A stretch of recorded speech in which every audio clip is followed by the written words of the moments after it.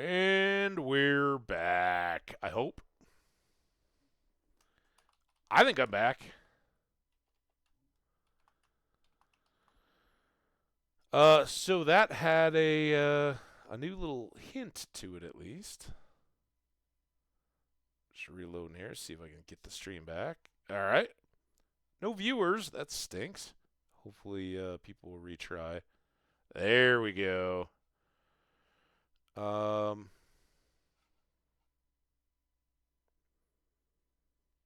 Uh. Okay. Ad starts in 2 minutes, so it started a new stream. That stinks. Let's just chill here for a bit. What a bummer, guys. But I did get a huge hint in that one. Um, I've been using Firefox as my browser, and the first I got the little ding, OBS is disconnected, reconnecting, and then right on the heels of it, Firefox told me, there's an update available. Would you like to update and refresh? So I don't know if that messed with it, whatever update it was sending out to my browser to like check for code updates or whatever. Um, so the closest I've gotten to a clue. Yesterday we were fine, 100%. Went for 4.5 hours, no issues. And again here, I was in chat. I was oh,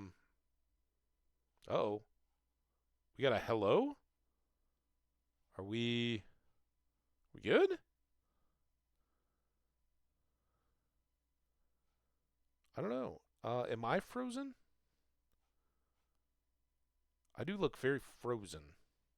No, I'm talking. So I think I'm current. Let's get back to the game.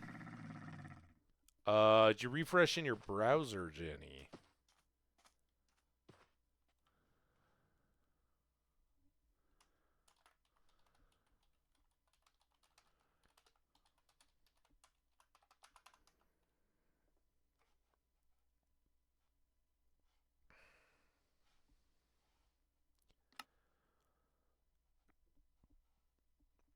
I don't know. Now I'm all right. We're going this way.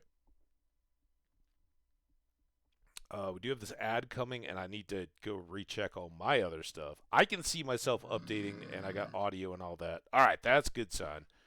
Our preliminary ad. Oh, we got two temples. We'll reset everything here as soon as we get back. Oh, well, as soon as I see the ad go, and I hate to get right in the middle of it, and then I have to redo it all. So that looks like another village. I think I see hay bales right there. Yeah, there's a village building. So it's not a total bust of an adventure. It just stinks that. What is that? Is that just? Is it a broken portal or is it just darker sand? I want to say that's like a gold block, right? Yeah, here we go. I'm still watching for the ad starting soon, which gave me a countdown, and maybe in 1 second. Yeah, all right, there's our ad. All right, so let's pause up here. I promise I'll be right back. I'm not going anywhere. I just need to reset everything on my end. Sorry about the delay, guys. We'll be right back. Give me 2 seconds.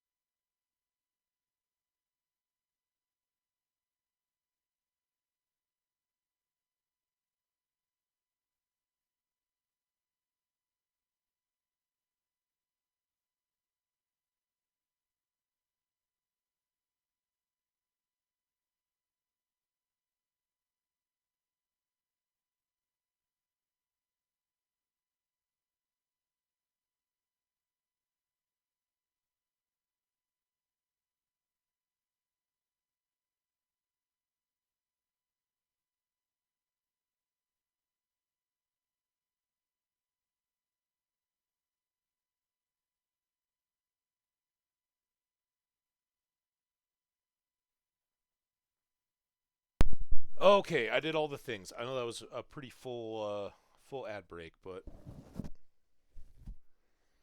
I used the restroom. I checked the stream. I chapsticked my lips, and I even remembered to check the nose hairs, which I didn't find any. So I clipped off the curlier and longer of the mushroom hairs, the mustache hairs, so I wouldn't get the nose tickle. So we're back, and I'm so glad I wasn't gesturing to that because I forgot to turn on the camera. So all right, here we go. Back to the amazing adventures of Sandy the camel. Sandy, don't drown. Ooh, it's raining over here. Sandy hates the rain.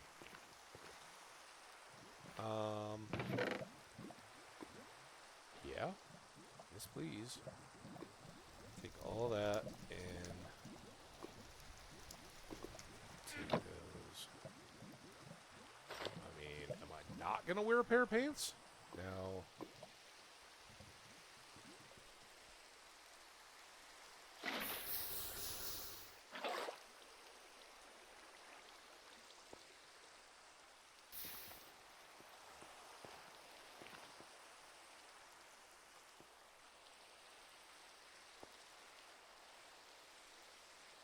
Oh, don't be like that.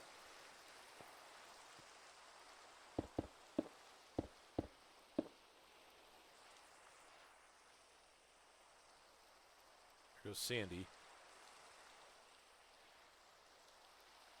Won't tell Sandy where to stay. She just goes. Here. Haha! You thought I was gonna hit that with stone hammer and break it. Nope. Oh, look at her just chilling. She's like, no, no, no. I'm not like those horses that just keep on wandering.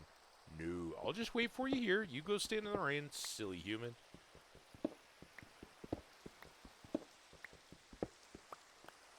All right, Sandy, coming. Yeah, look at her. Okay, time to go. I'm ready. Sandy, let's go this way. Get you a little river crossing. Don't burn her feet, though. Oh! I'm sorry. I didn't even think she was in range of the hot stuff. Sandy's got the hot stuff.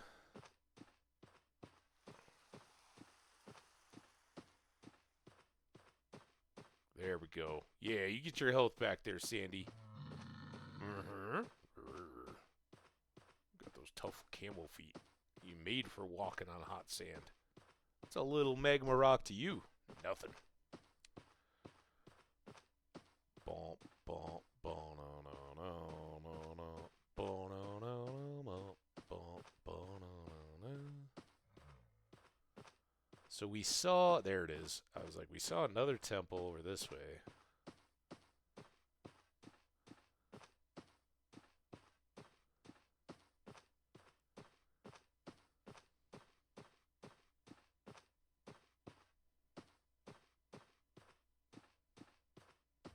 Sure, we'll go see the bunnies.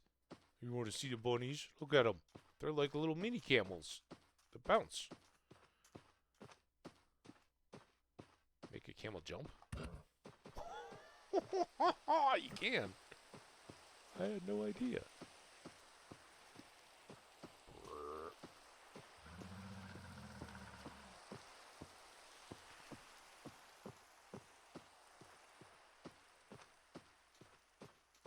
All right, Sandy.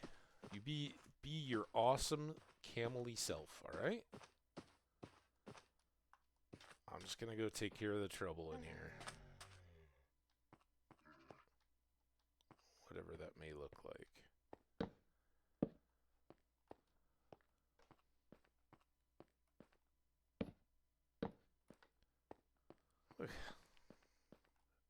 She's the best camel ever. Did we ever ride a camel? I certainly don't remember it if we did.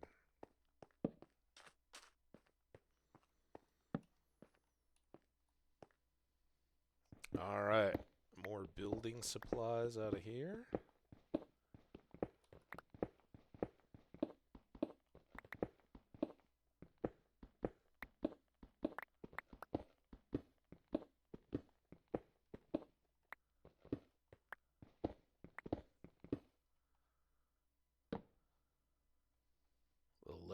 me and you guys. I think I would have remembered. I mean, it's pretty awesome. But it also probably would have been a one-time thing.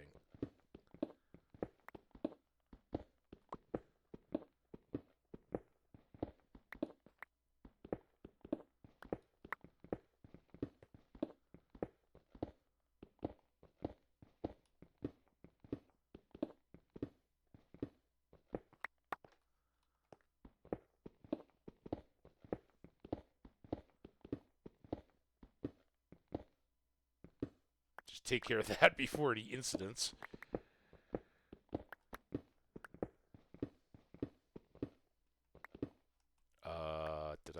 I already messed this up. Yep. Alright, let's give it a little extra light.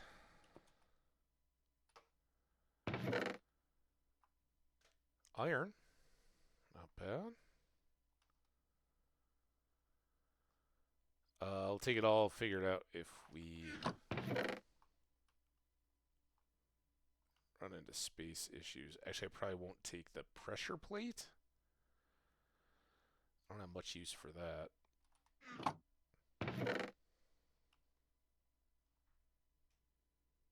I didn't have any sand yet?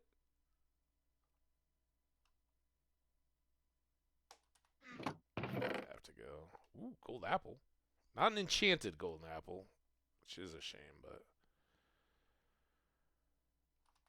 Alright, and then we're all the way back around, right? And then...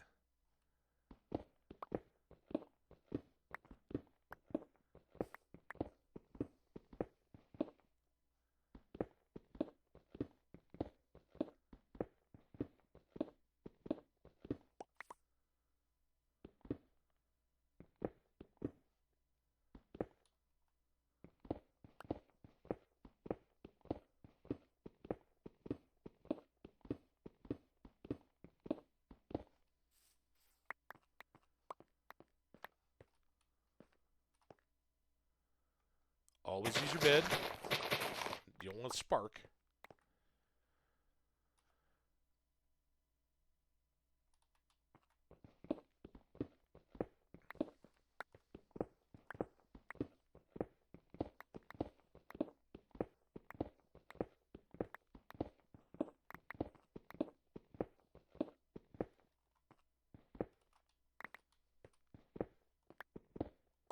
All right.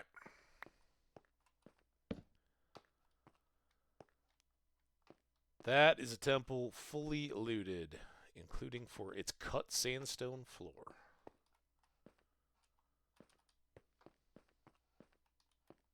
Oh boy. Let's go to sleep.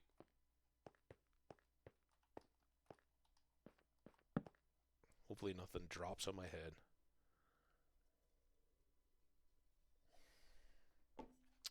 Welcome in, everybody. Sorry if you got caught in the... Oh! You better not be attacking my camel.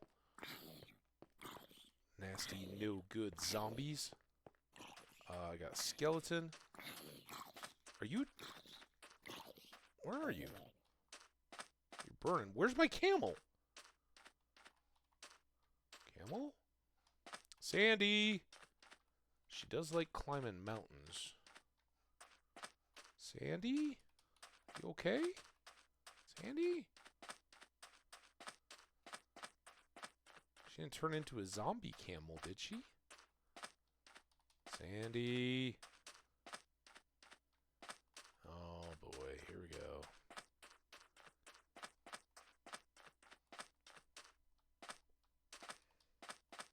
Ooh. I can get extra bones. Ooh, and I did get that arrow. Nice. There's Sandy. Alright, she's already headed. That's how good Sandy is. She's like, oh, there's the next temple. I'm just going to get a head start. You catch up.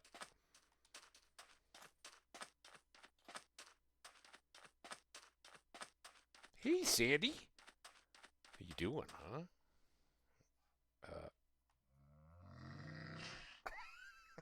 huh? She sounds like me some mornings getting up. Oh, really? Also, Sandy seems to be flying. What just happened? If you get on Sandy when she's napping? Like, what? How do you become a sprinting camel? And she's not using up any energy. I mean, I'm guessing it was somehow I hit double the W.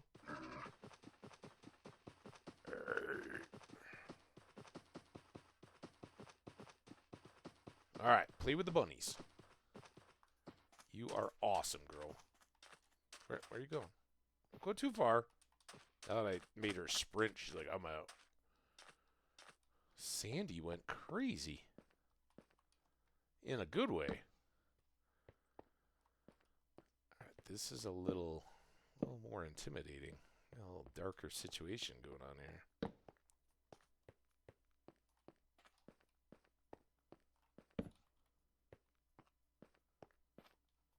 That's wide open.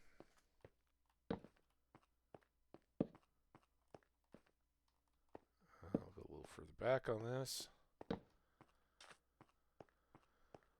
All right.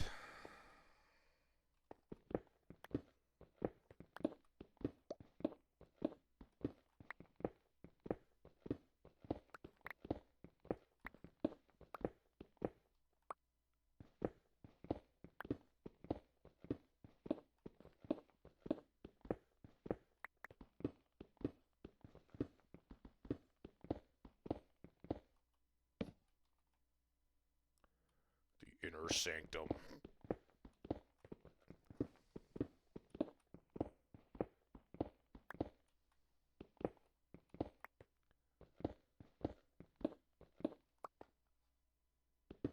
No issues.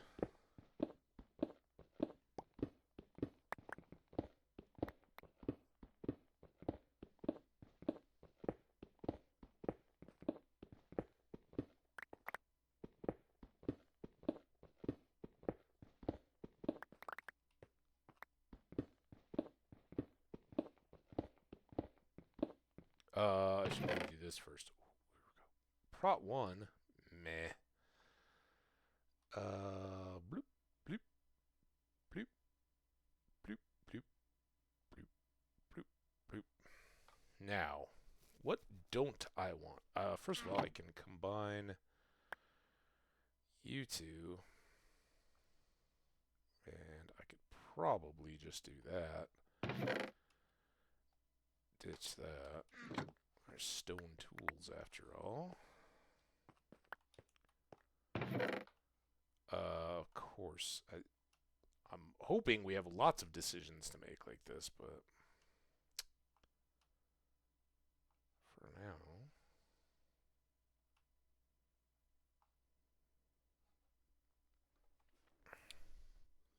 So I like the cut, because that's just an extra thing of processing. That we could get, but the sand, I don't need a pressure plate, right? We can get some trim.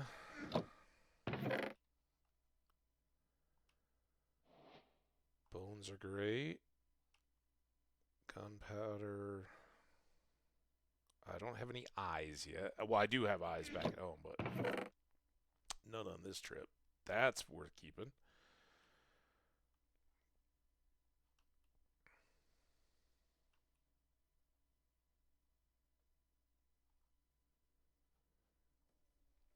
So am I good with all this stuff? String is honestly probably the one that I could trade out the most. To go all the way around. I need a book to take back to Grindstone. Is probably more valuable than the eye. I've got like 5 eyes already, so. And I think with the string we already have from the gold mines, flint's more valuable. I think that's a good load. Alright. Cut sandstone. I've still got some space here. Oh, I need. Well, I guess I can get the TNT, right?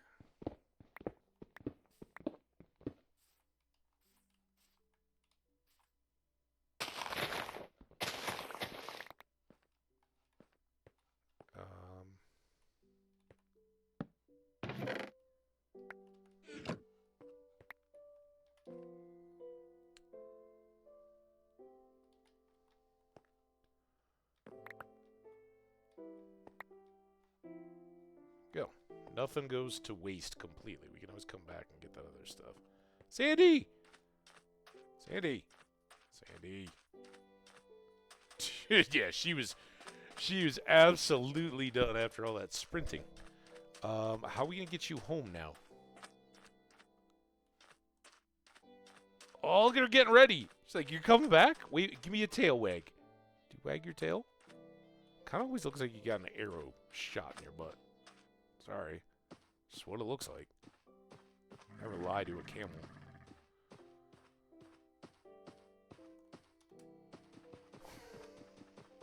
All right. No, we're chilling. We're chilling, Sandy. I don't want to tire you out. And I think we're going to try to get onto this this little spot. That's her backing up beep. Oh, come on. There you go. There you go. You're good. You're good. We're still good. I don't understand camel jumps. All right, so we got lots of goodies here. Oh, look, that could be your camel man, Sandy. Look at him. See how he throws all four of his legs forward like that when he sits down? It's just like how you do it. Except you got an awesome saddle. Hey, Josie Danny. How you doing, Josie Danny? Welcome. How are you, Josie Danny? We're just cameling. What's up?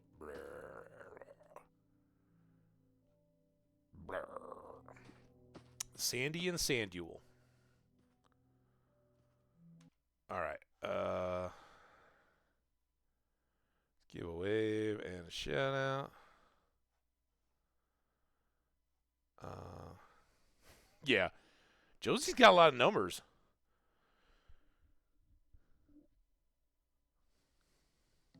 Josie's got a 5932221.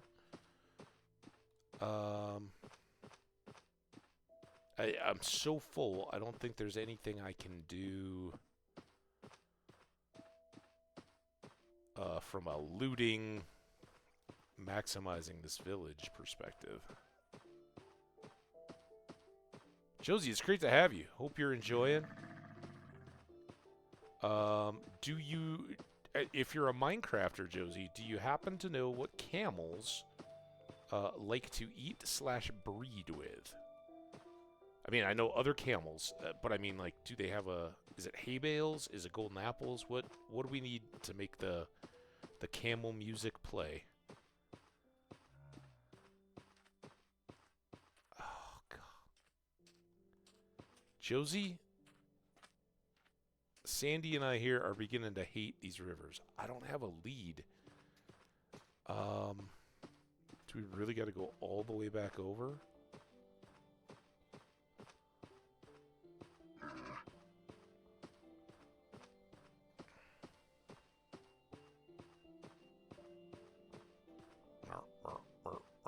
Oh, I think Josie's out. Well, I don't know. Somebody's out. I shouldn't assume that. That's called watching the counters too close. Brr, I don't even know. We're gonna try right here. Actually, we're gonna sleep first. Let Josie. Man, now I keep thinking of my camel as Josie. Sorry, Josie and the Sandy. Yeah, there you go, Sandy. Oh, what's up? I know, I just wish I knew what you like to eat, Sandy. Then I would give it to you, and you'd be happy. I don't really want to risk my...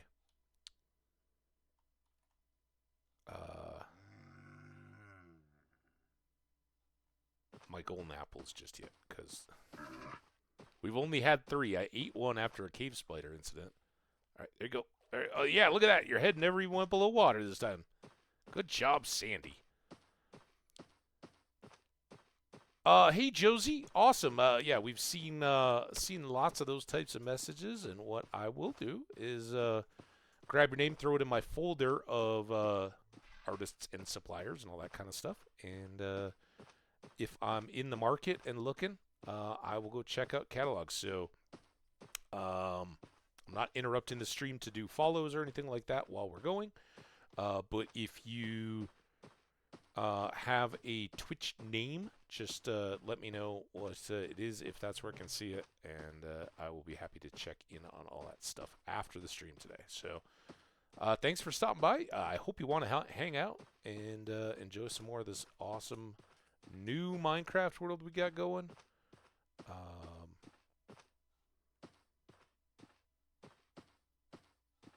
Yeah, this is what I was talking about, by the way. Let's go up. Let's go up, Sandy. Let's show the people what they want to see. Show them this beautiful world. What is that? A frog on top of a sand mountain? So yeah, we know there's ocean way the heck up this way somewhere. Our house is kind of out here-ish. And this stuff is just massive. So it might be that it would give us a water access out to the larger ocean. Oh, this is a good view. And there is a little bit of open water, but you never know when you're in here what's going to be like mud hills and stuff like that. So trying to navigate your way through it is not something I've really done much of at all since the mangrove swamps came out. But would be handy. Get that way.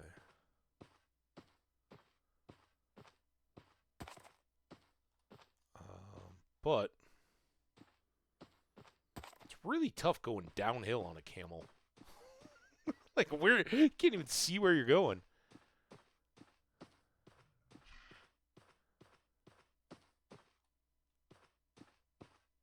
Hey, no problem, Josie Daniel. Thanks so much for dropping by. And I appreciate the follow. I really do. Hope to see you around.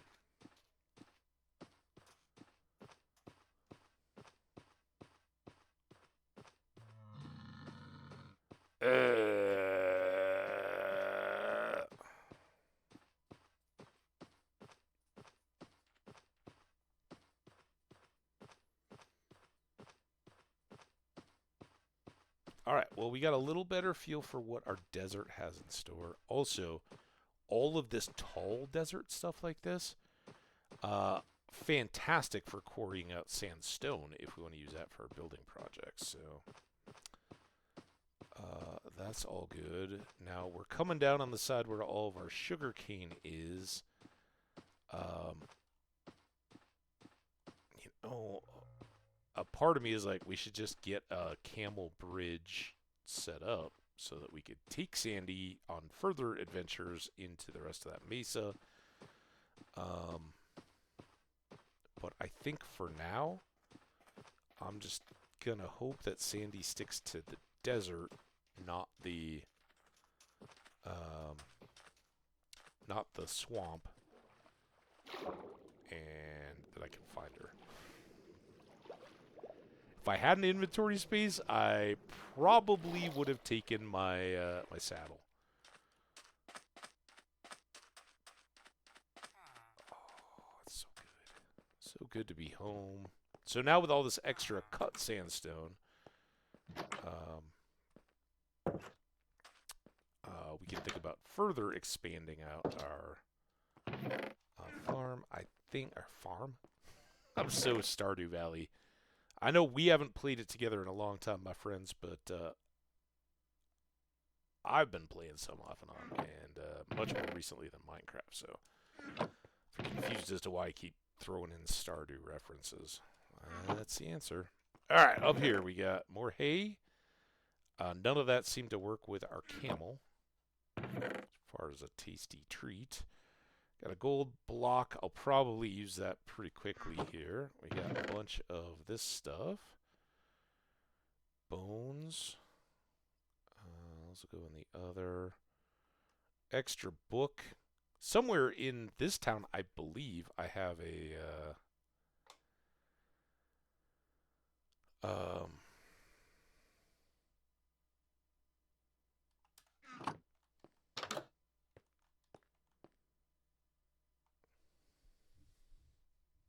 This just seems automatic, right? I don't have a helmet yet. Now I do.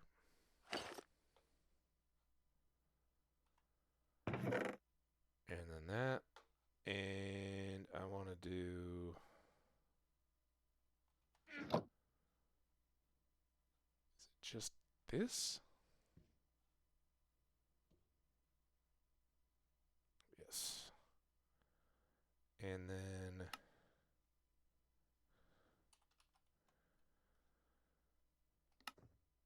Oh. Okay, can't quite do that yet. I would like to get a chain. Actually, I could do a chain.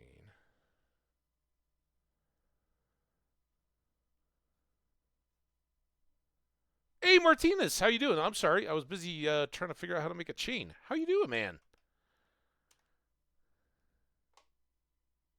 What a wild day. Tell me all about it if you can. Unless you're like suddenly a fugitive. In which case, Twitch stream may not be your best chance to hang out. How you doing? I hope your wild day was wild in a good way. Sometimes wild is chaotic and stressful. Sometimes not.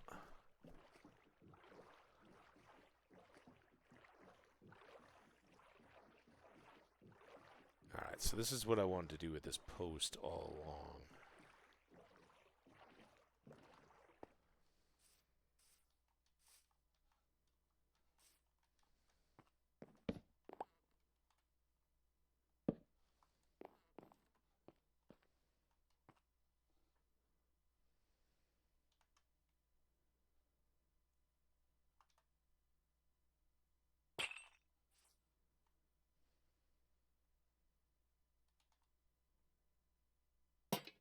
There we go. Alright. False alarm at school. So we practiced building barricades. And no one bothered to tell us it was a false alarm. Oh, well. Wow. Still better than real. Yeah, absolutely. I'm glad everybody's safe and sound. And is that like the new pulling the fire alarm when somebody's got an exam? Like, oh, we better have a barricade. Man, that's it's pretty intense. Here in, well, I don't know about so much here in Colorado. Where I grew up in Minnesota, we had tornado drills, right? And I still remember it to this very day. The first Wednesday of all the summer or like spring through fall months was tornado siren day, and the local communities would sound the what you think air raid siren or anything like that, right? It's the community alarm, big siren that spins around on the top of a pole, and they had them all over the community, at schools and public firehouses and that kind of stuff. So if a storm was coming or anything like that, they'd sound the alarms, and it means if you're a child, go take cover.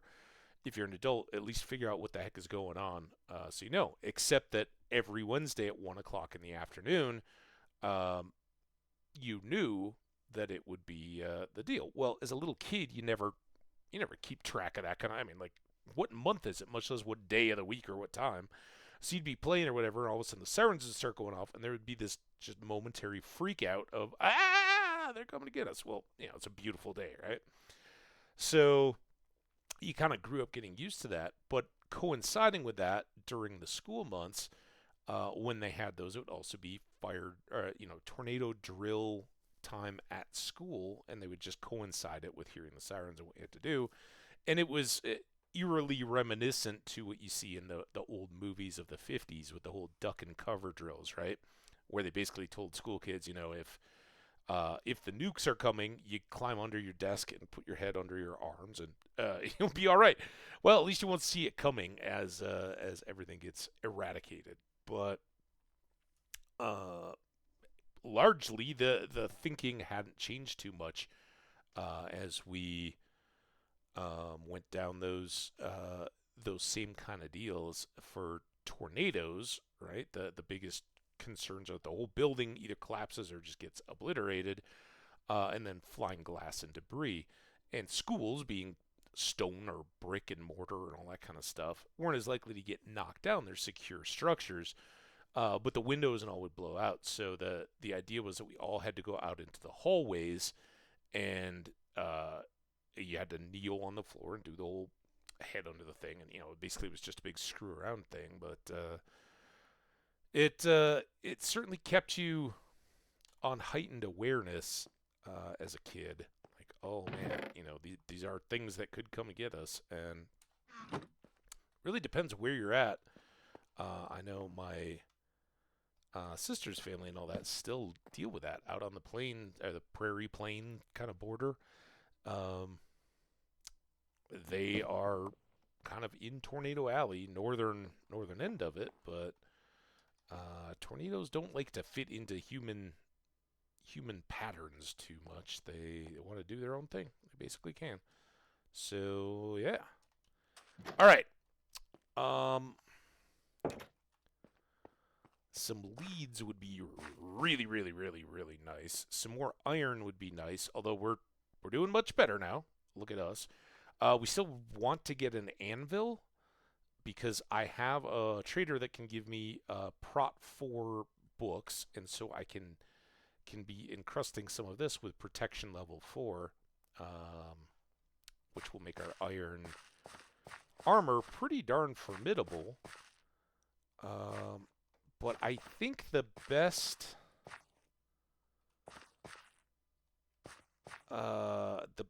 way of getting to that effect is going to be getting down underground now.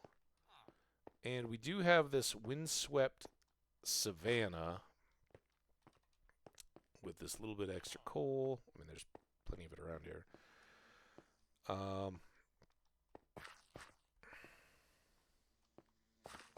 But I'm just looking here. So that's, our floor is down below that, but you can see we've got this challenge of a little opening here and then going down. But if we just go straight out the back, we're going to be wet. And I mean, that's already wet, right? So maybe we just come back under here, because this all gets built into this wall anyway. Just thinking out loud here.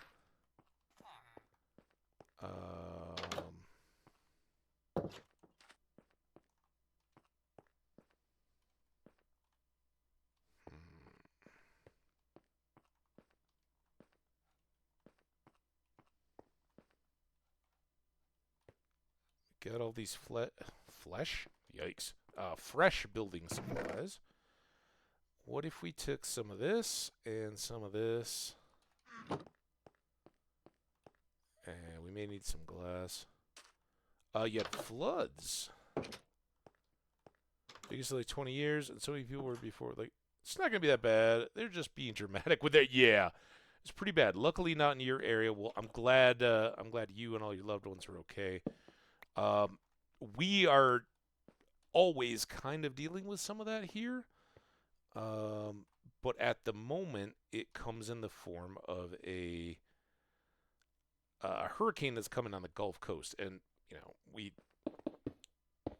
get hurricanes quite a bit in the southeastern United States, particularly the Gulf Coast area, Texas, and then up the Atlantic seaboard. And we run into that all the time.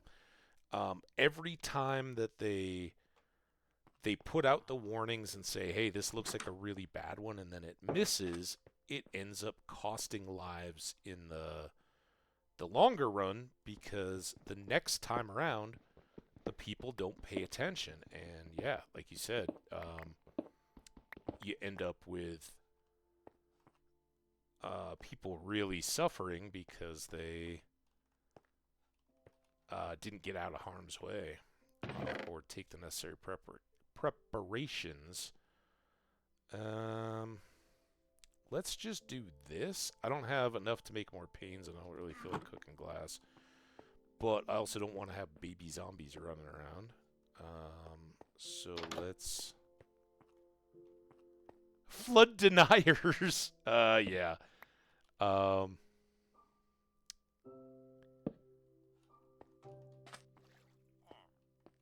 So I've kind of been on both sides of that.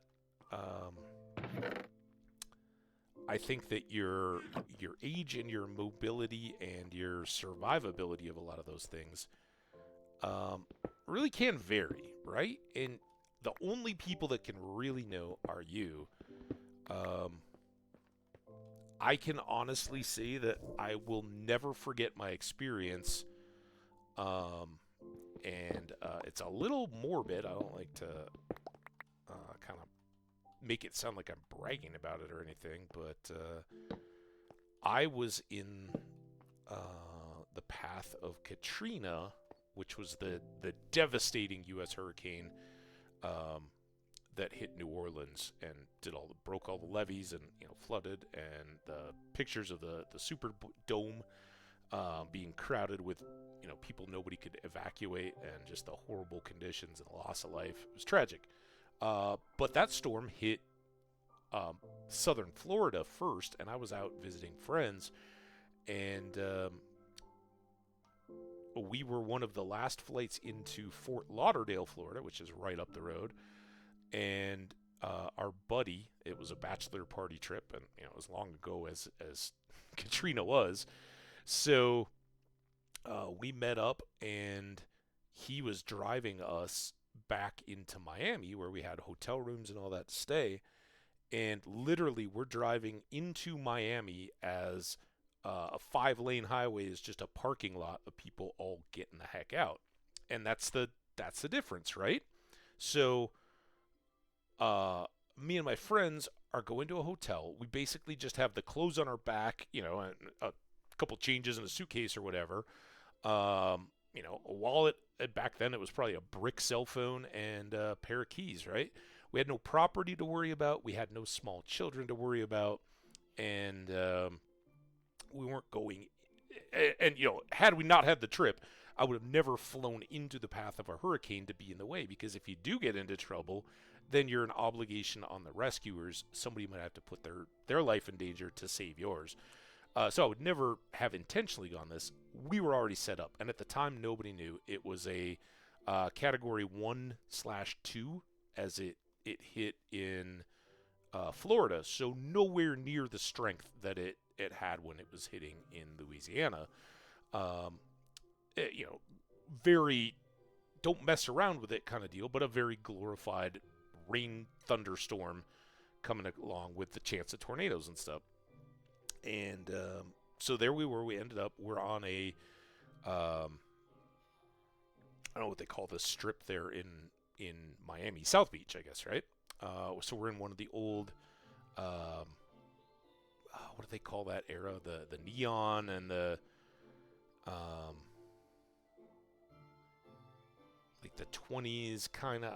Yes, I don't know. I don't know what they call that style of South Beach, where it's old ritzy kind of stuff with neon and all that. But anyway, we're in one of those hotels, and the weather, it was windy and not real pleasant to be out, but we were just sitting on the hotel front deck. They had a restaurant, bar service and all that, so we camped out at a table, and we're catching up because it's people from all over the country all getting together again, kind of like our reunions and stuff these days. And having drinks, getting some food and all that, and the hurricane's coming in, right? We're watching it on the news and all that, and we're like, oh, this is perfectly set up. Well, if you know, Hemingway famously sat out hurricanes on Key West, and some that quite devastated the areas. So we're playing Hemingway, right? Like drinking scotch and sitting out there watching. Well, as it's getting on evening and the storm's about to hit, and it kind of, the peak of the storm hit at night, but it was building all afternoon. And as we're sitting there, this news crew rolls up, And it was so funny because everybody's seen the weather channels and all that, right? The reporters standing there with their leaning into the wind, and the umbrellas are just impossible to hold on to, and their hoods are all getting blown off and all that. And they're coming out to do the nightly news on location news coast with the hurricane coming ashore, and they camped out at a table right next to ours in the table. And so between all their news shots where they're out like, oh my god, we're on the beach coast here and it's all crazy storm and all that, they would like run across the street to the beach to do those shots, and then as soon as they were done, they'd come back and hang out in the restaurant bar on the patio, um, and sit right beside us, and they all had like hot tea and whatnot, and were trying to stay well fed and dry and stuff. It was fantastic. So we were all laughing about their remote shots and how rough they had it. Well, really, they were quite comfortable in between. But each time it was getting worse and worse and worse, and eventually they made us come inside um, the building. Right? They were like, "All right, you guys, we're shutting down the patio. It's too dangerous out there. You guys got to come inside." And it was truly one of once in a lifetime experiences, just to legitimately feel how we get 100-mile-an-hour wind gusts here in Colorado quite a bit 'cause we're right on the mountains, and lots of thunderstorms and all that.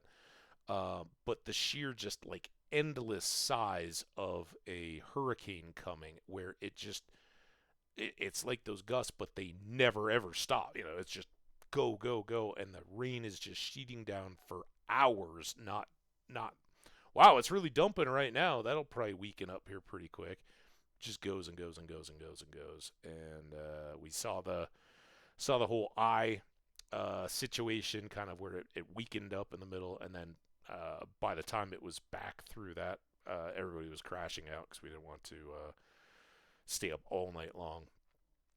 But it's wild, absolutely wild, and that's the big difference, right? And the whole deniers thing, flood deniers, like flash floods and all that. I got horror stories about Colorado flash floods historically, not any that I've been involved in, but what they've done here in Colorado is uh, certainly very deadly. If you live anywhere mountainous, you got to know what your escape routes are, and what to do the moment you start getting that, or to know the signs. Like when the weather people are talking about, yeah, it's a flood warning. There's lots of concentrated heavy rain in a particular watershed.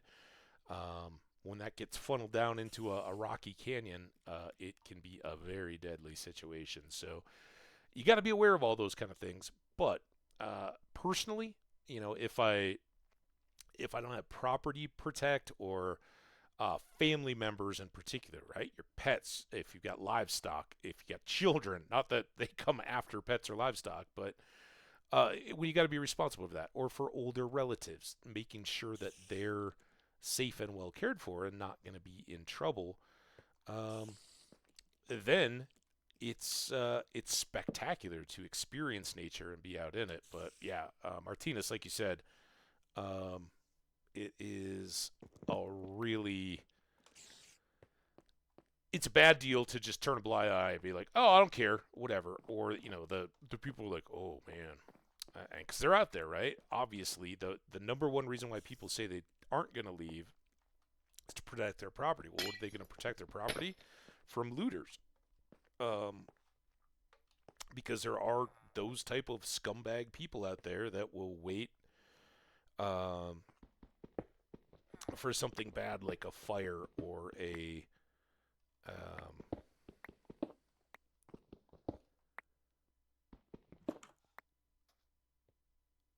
I think I'm gonna go because I'm afraid.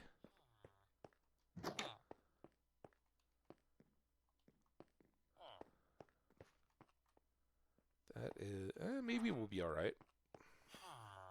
See you, Enderman. 1, 2, 3, 4. So yeah, we got some room here.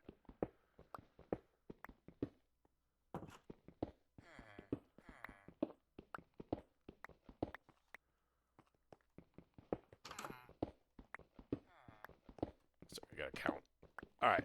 Anyway, so yeah, the people that normally get into those situations aren't the bad ones. They're the ones that are like, man, if I leave and this doesn't turn into anything, I could come back and my house could be empty anyway. Not because of the weather, but because criminals just use that opportunity when nobody's around to go through and try to enrich themselves. And I mean, you talk about all the things to do to earn yourself some terrible karma. That seems like one, right? I don't care what your faith background is. Nobody's code of morals is saying like the best thing you can do is go taking advantage of people who are being threatened with a natural disaster. That's it's not cool in anybody's book. And the worst part is a lot of those people are the ones that end up being the people that are in a bad situation and need to be rescued. It doesn't necessarily always come out, but it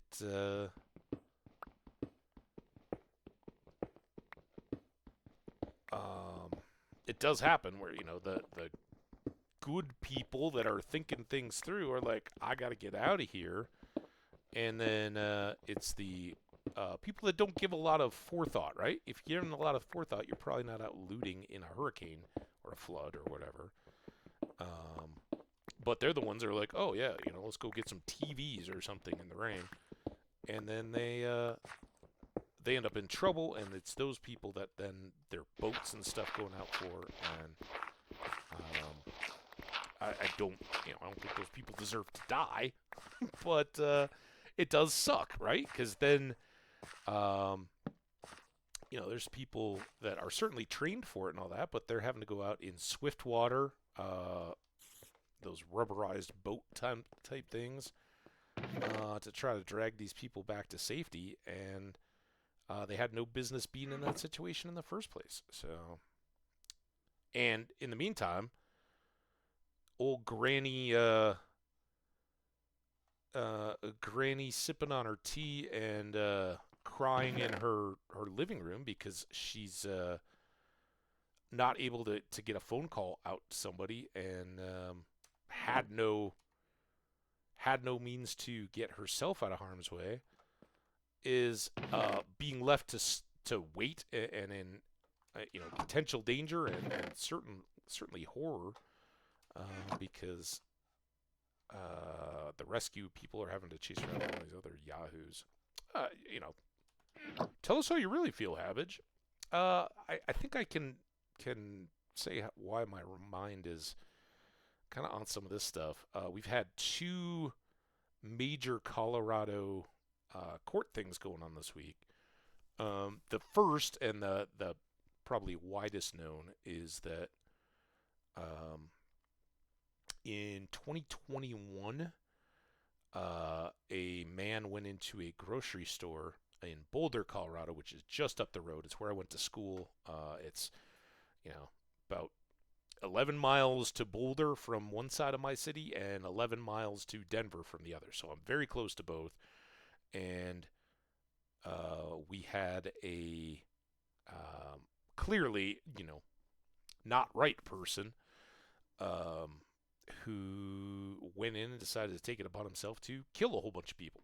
And it was a mass shooting type situation. They're always awful. Colorado's had three that have really, really been national, and unfortunately, they've all had massive news because they've each been so shocking in their own way. The first ever was the Columbine High School shooting, which was one of, at the time, it was by far the United States' worst school shooting ever, and it was where two high school students decided that they were going to go kill all their other, as many of their classmates as they could. And then, of course, we had the Aurora Theater shooting at a movie theater where Batman was being shown, and someone dressed as the Joker went in and started spraying bullets in a packed movie theater. And then, of course, there was this grocery store shooting, which was right in the middle of the day. People just going about their lives trying to get food and necessities for life. And he he thought he was above all that and could decide who got to live and who got to die. Awful. Well, that got tied up in the courts for a long time because, of course, the best defense that he had since he was caught in the act of doing it, there was no question of, who was the shooter or the weapon or anything like that. They literally subdued him without killing him, which I think a lot of these shooters hope that they'll just be taken out and not have to suffer the consequences. So he was captured, and the best defense that they could put forward was that he was insane. And for several years, they had to evaluate him and get him to a point where he could successfully stand trial. But in the end, was found guilty on all the counts of murder and attempted murder, aggravated assault, and commission of crimes with a oversized magazine. So some justice. It's rough, but good to actually put that behind and kind of know that no, you can't just wave your hands and say, you know what, I'm not sane. That's why I went and did this, even though it sounds like the preponderance of the evidence presented to the jury was that he had spent weeks staking out this location, had cell phone footage, had amassed this arsenal, and that's when you have that much forethought to how you're going to execute this crime. The idea that you were so mentally incapacitated that you couldn't distinguish that this was a wrong act instead of a right one. Pretty thin. So it didn't take in the eyes of a jury, and that one went. The other news is that kind of on the national disaster side was the first hearing or arraignment for the man arrested in one of the 3 fires that we had early this summer. Unfortunately, it was probably the most devastating of the 3. It destroyed like 50 structures. Hey, yeah, it's we get that kind of stuff. But yeah, 50 homes or 50 structures, fewer of those homes, but a lot of outbuildings and stuff, were all caused by apparently, they haven't been real clear about the details, but a former worker at a campground started a fire in a camp ring, and it sounds intentionally. He's being charged with arson, starting a massive wildfire that threatened homes and lives and everything else. And that's, I believe that one didn't have any loss of life. There was another fire in Boulder County that did. And I hope that one wasn't human caused either, but just a tragedy. So why people have to be stupid and suck, I don't know. Like what's the deal? But heed those warnings. Practice. Martinez, if you have to practice flood evacs, do it. For all the rest of us, tornado warnings or hurricanes or whatever, yeah, take them serious. Be aware of your world. Don't let it shape your life to the fact where you're missing out on experiences or possibilities through outright fear. And if you do live in an environment where weather can be threatening or similar stuff like that, my advice, take it for what it's worth, is just get to know those processes. Try to find a place where you can observe thunderstorms or tornadoes or whatever, because if you just hear about them on the news and they're kind of these vague things that come in the night and you don't know, there can be a lot of extra stress and anxiety around them, where if you kind of understand more about the processes, and particular, whether it's a flash flood, I'm talking about Colorado type issues, right? That people here would need to be more aware of. If it's a flash flood, understanding that you can't outrun them going downhill. If you're driving down a road or something like that, if you hear flash flood warnings or see the lights flashing or anything like that, kiss your car goodbye. You can get a new car. You know what you can't get? A new you. So you get out of your car and you start climbing the hillside and get up and away from the path of the water. And you may be the best swimmer in the world, right? Olympic. You're not going to outswim a flash flood or a flood for that matter, right? It's the boulders that are rolling downhill in that stream and being carried down that are going to kill you, not the actual drowning. Oh, yeah, that. All right, let's pause right here. I want to go relieve. Martinez, I'm so glad you're here. Thanks for leading me to reminisce about my hurricane experience and some other stuff. But appreciate you guys. Get comfy. I just asked Charlie about Sandy running, and he said press either shift or alt while moving. If not, double press. Yeah, it was the double press walk, Jenny. Sorry, I missed that. I saw the, oh, wow, I remember that. I thought I read the other one. Hope Charlie's good. What's up, Charlie? Hope you're doing good. All the pets. Poppy and Gigi. Martinez, do you have a cat? I don't remember. I think you might have a cat, and I don't remember its name. I'm sorry. Right on. I'll be right back.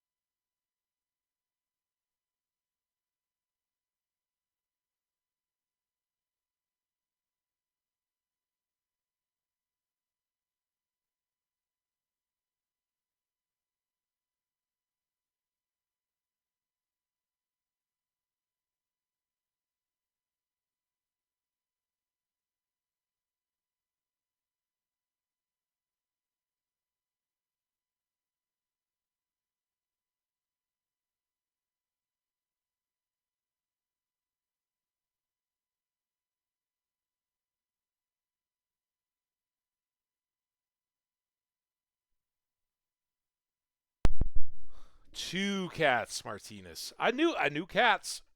I was there, and it's probably that I can't pronounce their names. I'm guessing is why I don't know them. Oh, hey, I'm still here. What's up, guys? All right.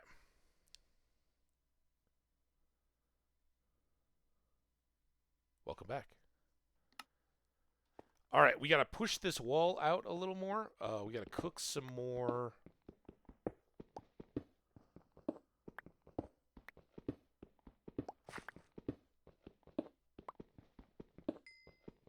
stone so that I can finish this room, and then we'll drive the stairs down to my right.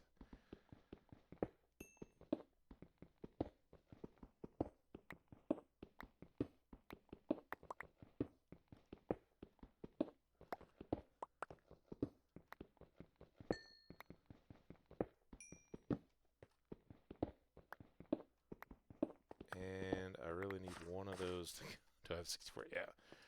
Really need one of those to go where the torch is going to be so I can keep this light going.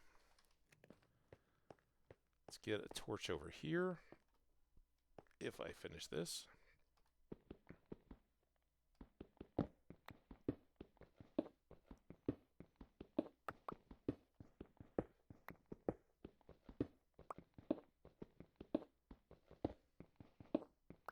Alright, sure, so waxy now.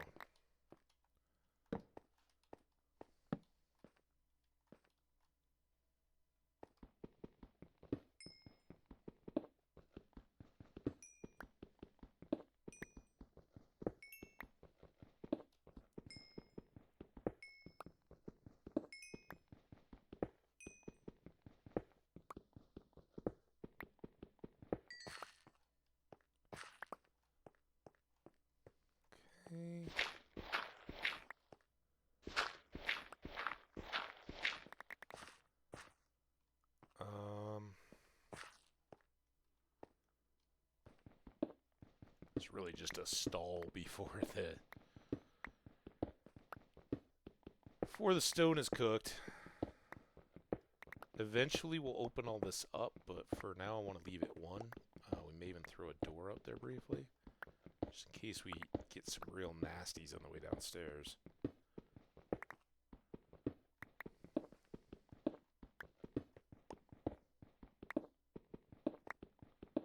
So Martinez, what was dinner for you? I'm assuming it's already kind of at or past dinner time, unless you're a late eater. Jenny had pizza going. Josie didn't have time to tell us because had to go rep the video art. By the way, I need to do more video art. Maybe while I'm on my... Well, see... I made the coffee cup, right? Let's clank the coffees. Oh, no, not cheers. Coffee cup, right? There's my visual art. And I got the little drawing pad thing to make it. I haven't done anything with it since. But I think I need it connected to something. I was like, oh, I should take that on the trip. And I could just like draw on the plane, but I think I need at least a laptop or something for that, right? Seems like something would need that.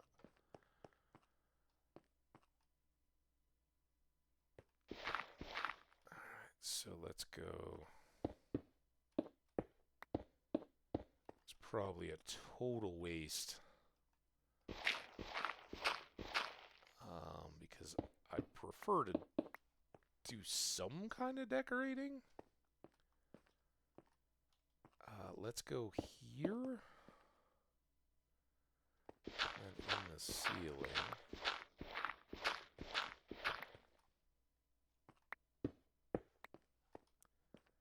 And then I think we're going to do the stairway all the way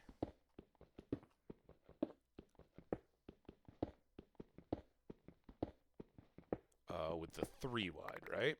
But we'll leave the doorway here narrow in case I have to defend. But let's take these guys at least and make them... Did I have a stone cutter in this village? Does anybody know? Got an extra composter. Got some slabs.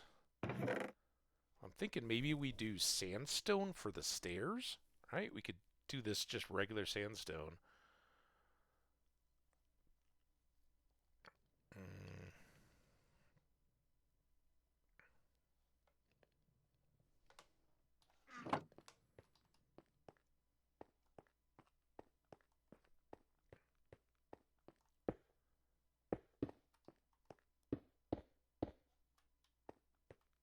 Thinking maybe we do that.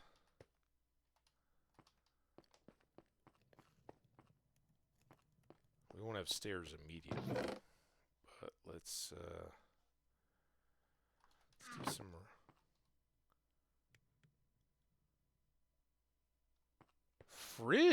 fish. That sounds fantastic. I'm gonna go have sushi tonight. I already talked about that. Like early sushi dinner because it's cheap early. It's probably all yesterday's stuff. There we go. All right. We need a few more pieces of the cooked stone.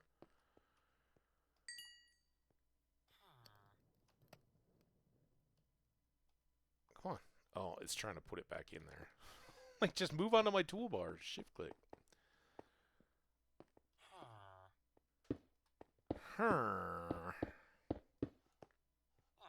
Alright. Nondescript, obviously. But we'll...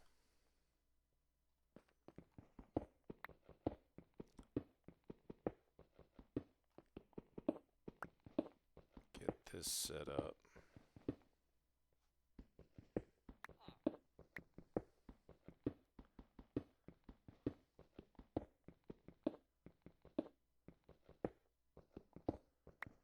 And I love fish.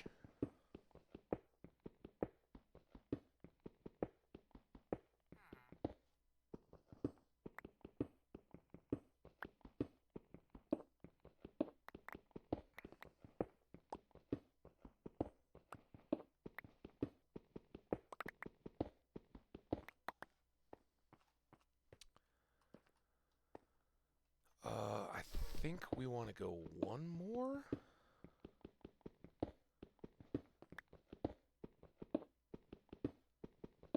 And then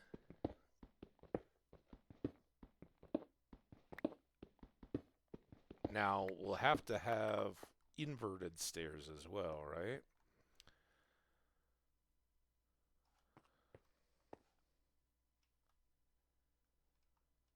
So that'd be 1, 2, 3, 4, 5, 6, 1. All right, I think that's good. And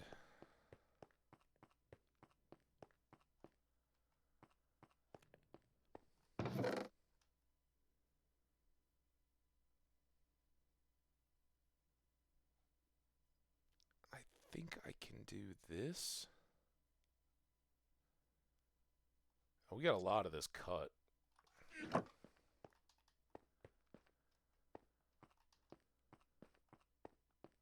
I really wanted this for the exterior of my building, but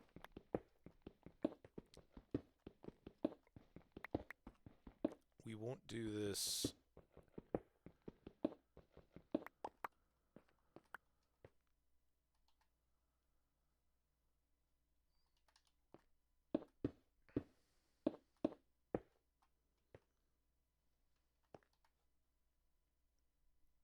Very long term, and I hate stone tools. But I think just where it's visible from the ground floor, it'd be nice to have it dropping down. And then we'll just transition out of it.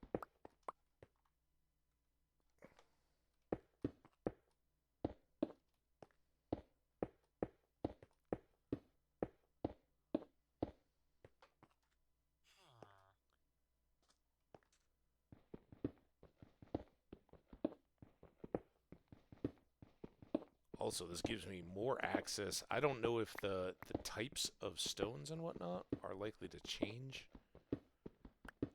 on a windswept biome as you go deeper. But it'd be really nice if we got another pocket or two of iron up here near the surface. Just saying. Oops.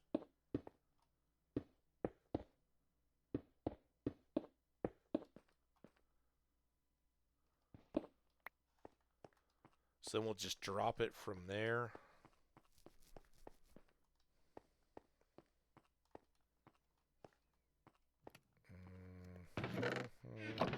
Oh, yeah, I don't have any extra stairs.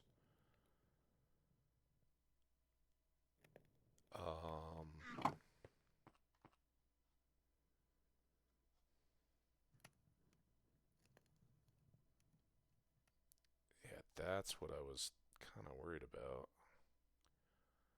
I don't want to use cut sandstone just to have it turn back into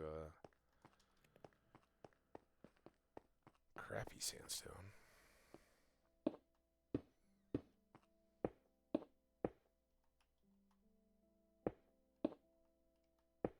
There.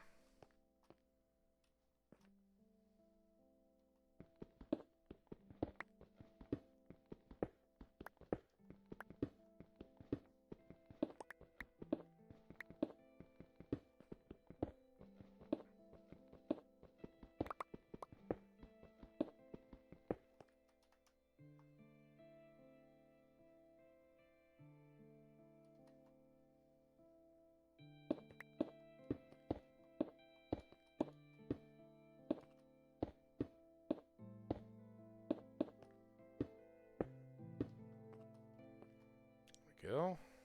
And kind of feel like this should be done to match.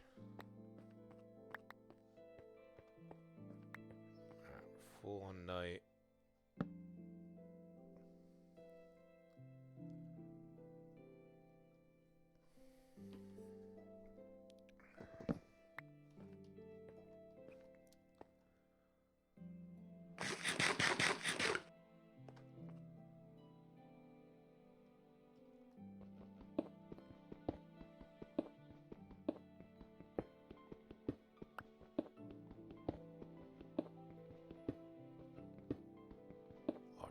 These guys are going to have side walls too.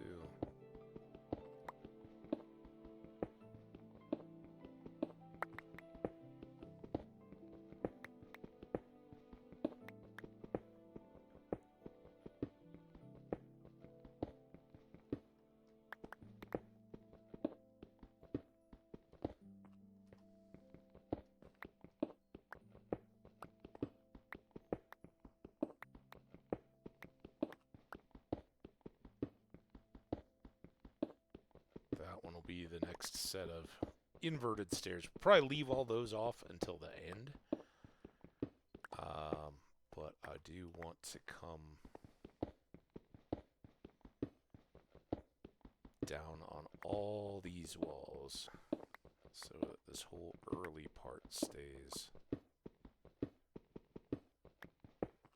nice and sandstone-y. Oops. Dang it.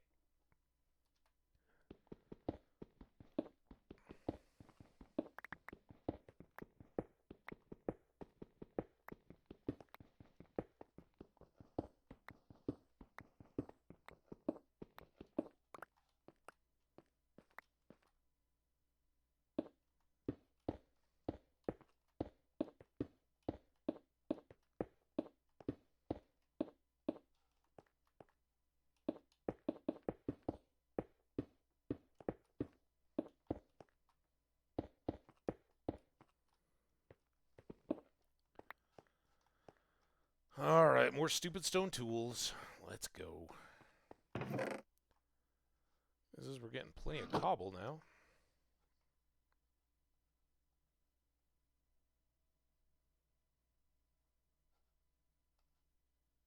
Quite not. Why is this so difficult these days?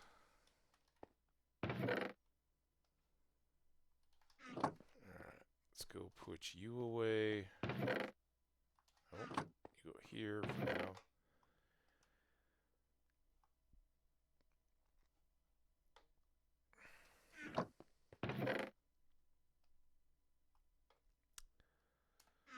Alright, now what else do we have in here? I got more of you. I don't know that I really need...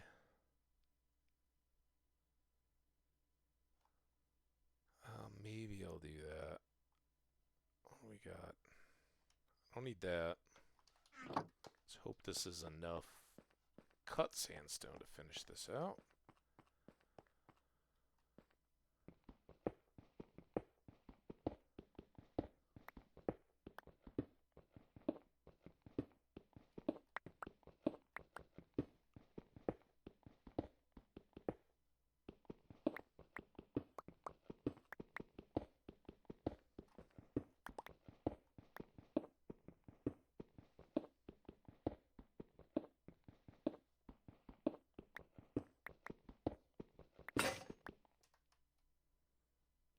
That must have been the old pick.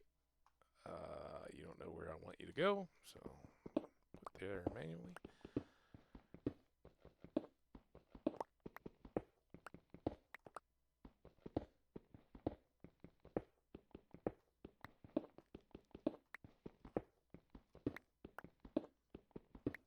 Awful with stone tools.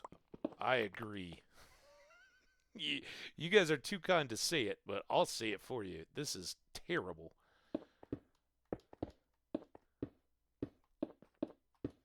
prettying up a functional staircase. Just to be clear for anybody that's lurking and hanging out. Not the best use of resources.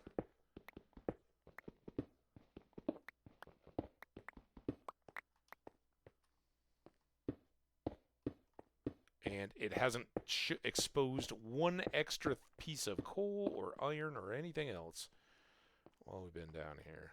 Stupid.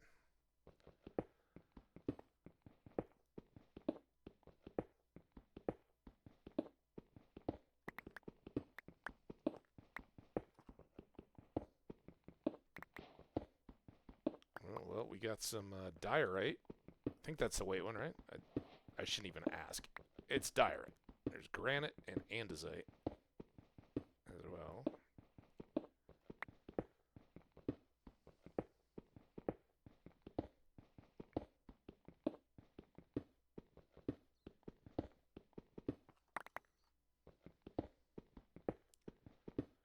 Pete's on the way. Gonna find something to watch with Charlie. Have a great rest of your stream and say bye to Sandy for me. I will do that. Hopefully we'll get some leads too, so that Sandy can be aided across rivers, and so that we can get Sandy a boyfriend and have fun a chill family night. Enjoy the pizza. Sounds delicious.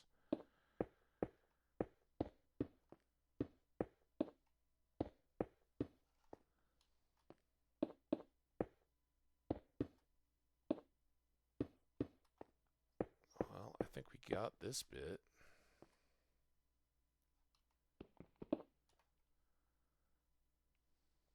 Stupid stone shovel.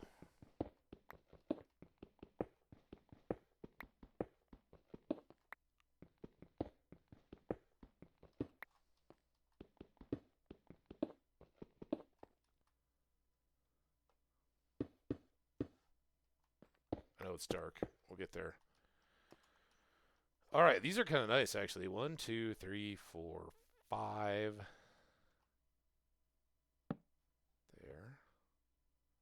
There. And then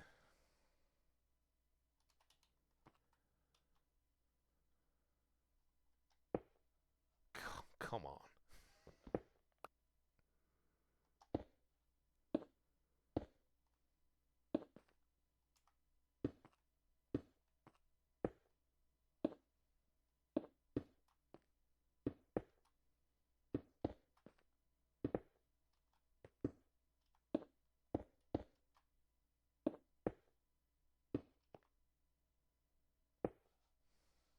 Boom. Oh. I don't know why I left that one off. There we go. Oh, perfect. All right. So now we'll just cut the remaining bit of stairs going down. But I think, well, at least it's going to be into the distance.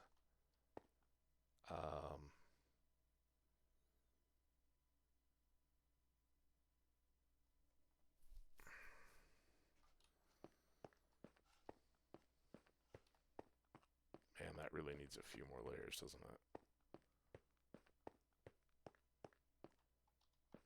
Yeah, I would think with just a couple more stair levels, we'd be good. We do have these 27. All right, that's fine. So let's see what we can get out of this. 16 more. All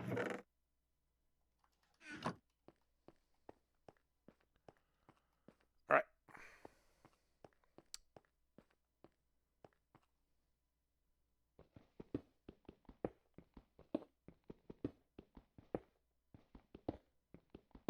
This is the problematic bit I had kind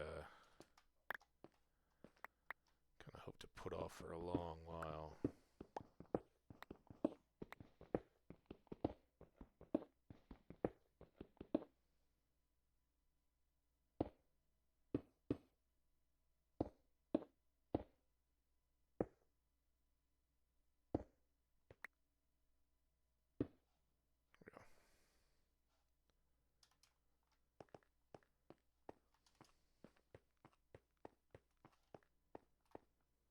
So it doesn't look perfect, right? We're going to start getting those darker areas, but that gives a better transition, and you got to be all the way into the room to...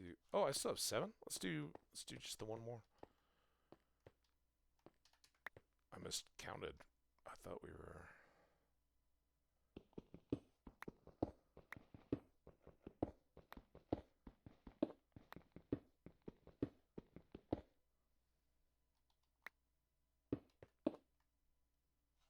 Oops. There. All right. Now we're just purely into excavating.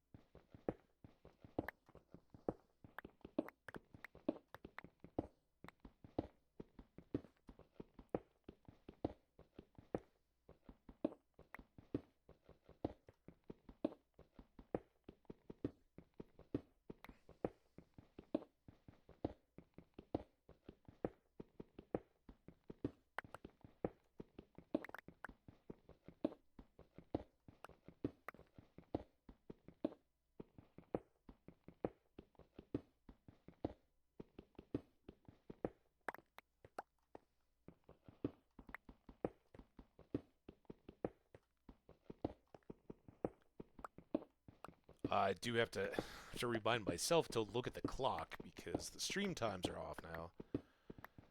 And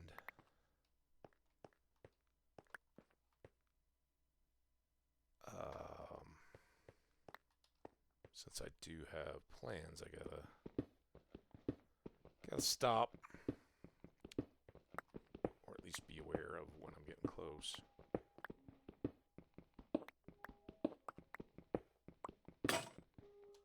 Missed that one. Can do that now.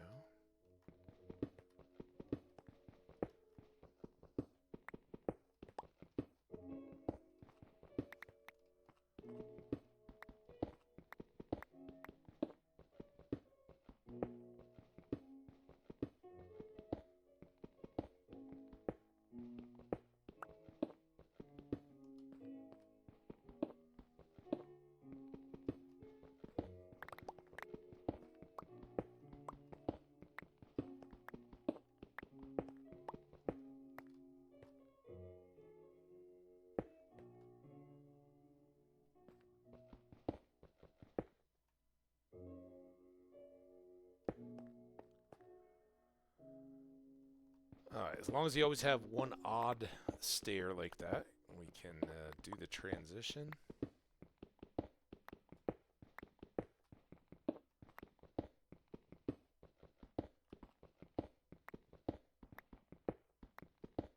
And in this case, we can push that down a little bit extra.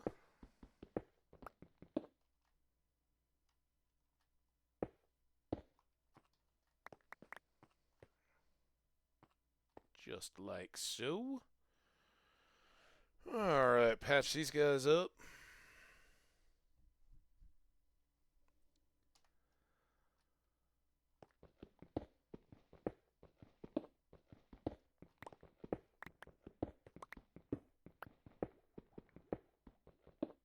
I hear lava already. That's not good.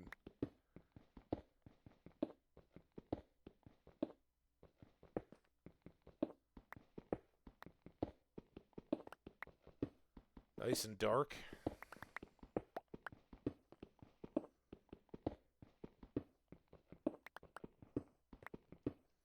Alright, how many? 3, 4, 5, 6. There we go.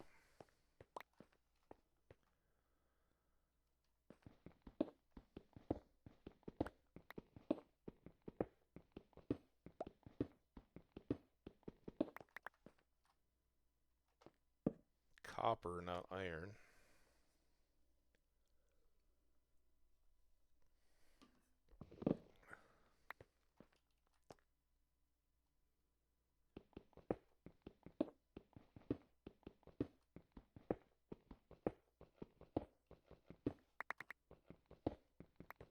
This might be our first copper ore.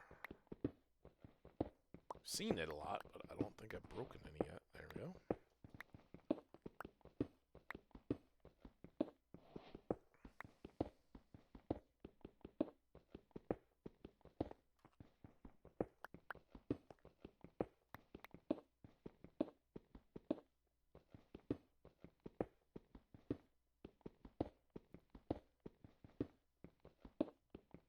Hey, coal, it looks like.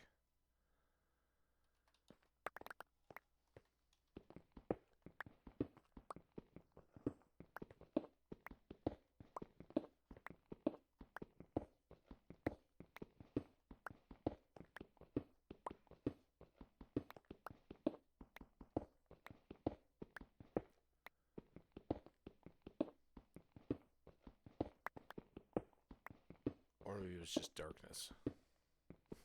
Come on, coal.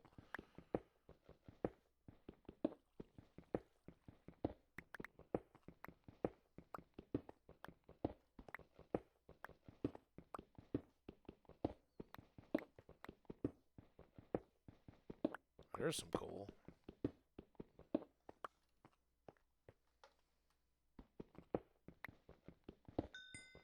That's what we like to see.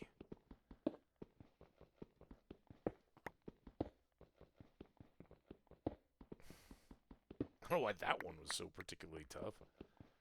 I know it's coal. It's a little tougher than most rocks, but come on.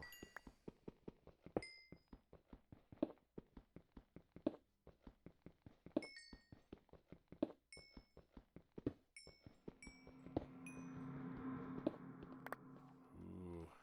That sound means that there's open caverns and stuff somewhere within the chunk. I think. It doesn't give us any indication of directionality. It just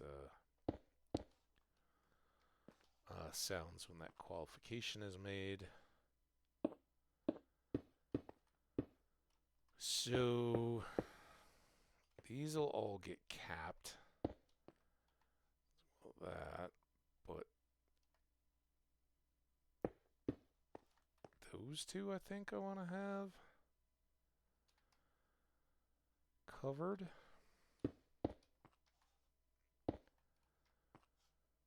And then like that. Right? Man, oh man, we are...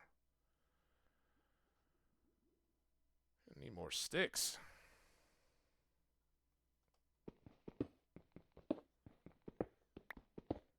Probably some more torches too. Well, some more torches in this little area. I'm thirsty now. Keep sipping on that coffee.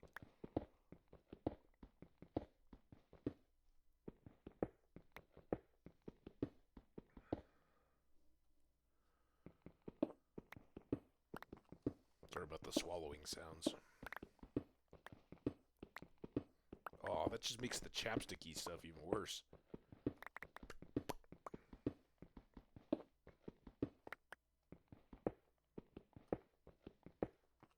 Okay, that all still looks good, so one more there.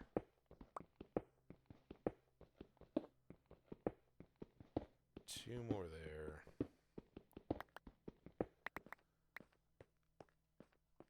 And a little counting. 1, 2, 3, 4, 5, 6.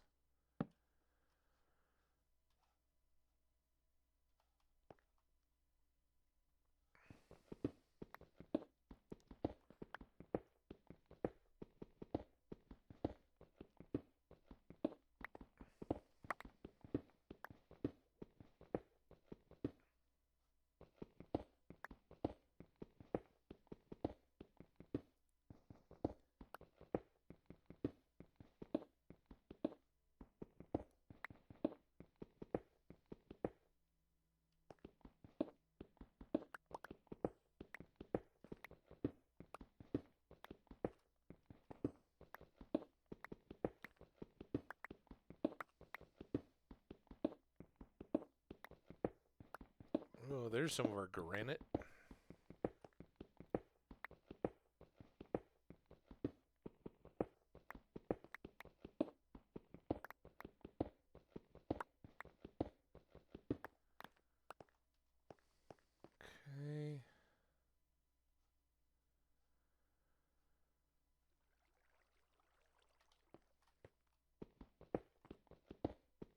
think I hear water.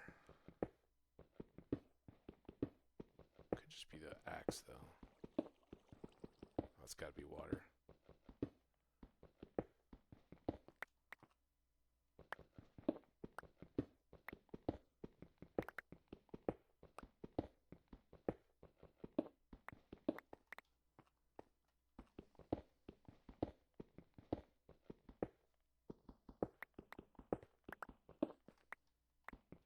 Look at what I'm doing here. Just expect to punch through. Can totally get myself stuck in a hole.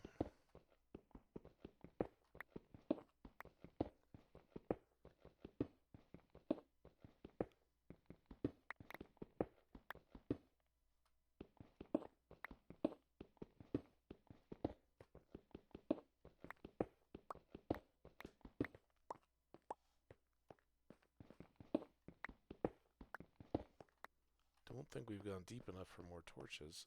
That looks kind of like coal, though.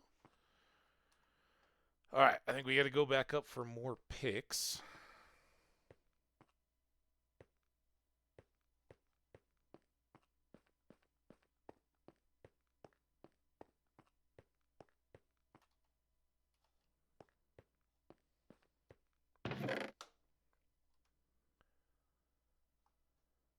I don't have any storage yet for extra rock types.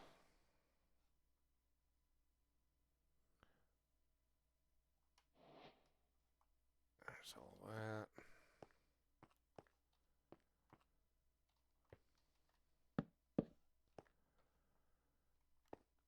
So we thought about it like a half slab up top to let us triple the chests.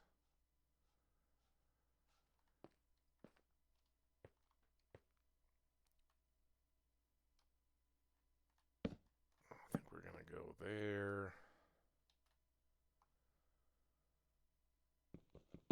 Oh man, this is going to be a new project. Damn it. No, I didn't.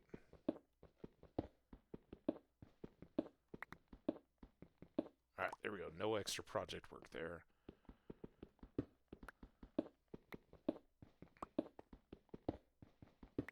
On there.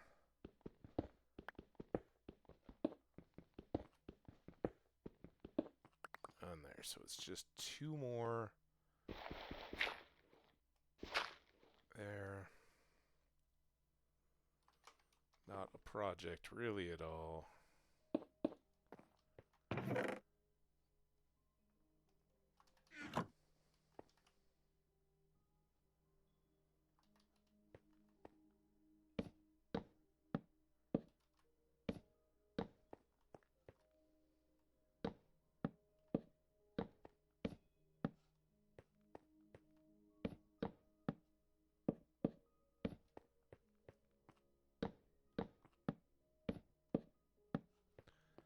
Okay.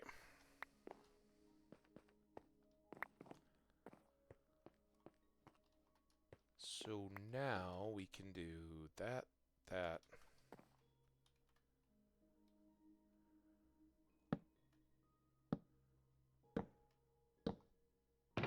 And that still opens. Fantastic. So now we can do... let's just make this both stones. I'm going to pull that, and that, and then we'll do gravel in one and sand in the other. And do I have... Those are all stones, so that's okay. Then this is empty. So let's make this diorite. And then we're going to switch, because this doesn't make any sense being here. And it confuses me. So let's make this the cobble.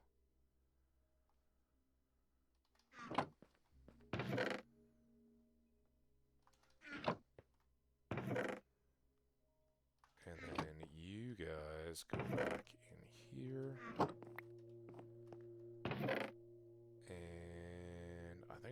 on to you just for a sec. And then more wood, more coal, and another piece of wood. Now, oh my god, it's already nighttime again? Let's go up to the sleeping floor.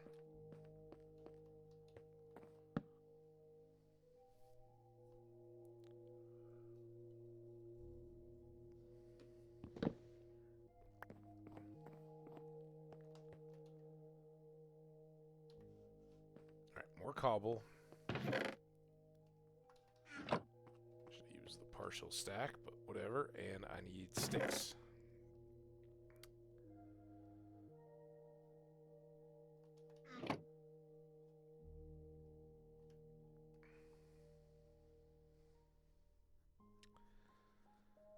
And sure, that seems reasonable, right?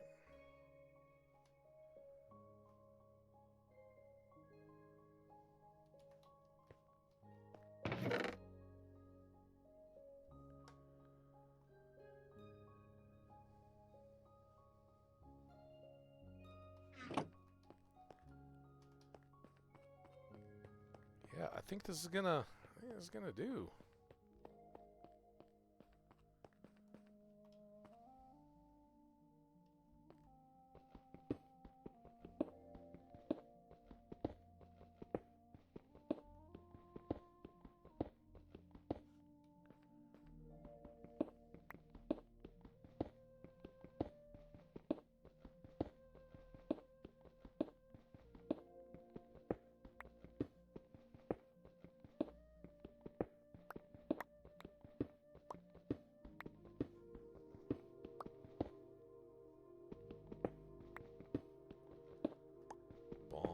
Bum, bum, bum, bum, bum, bum, bum, bum, bum. Come on, I need some iron so bad.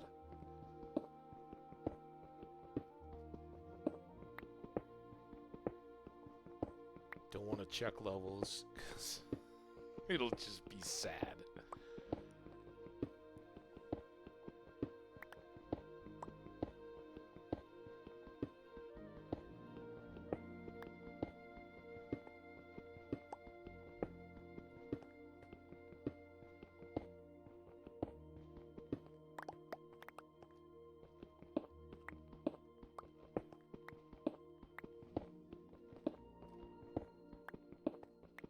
This should get us back to where we can get some more torches down. 1, 2, 3, 4, 5, 6. Yeah, that should be right.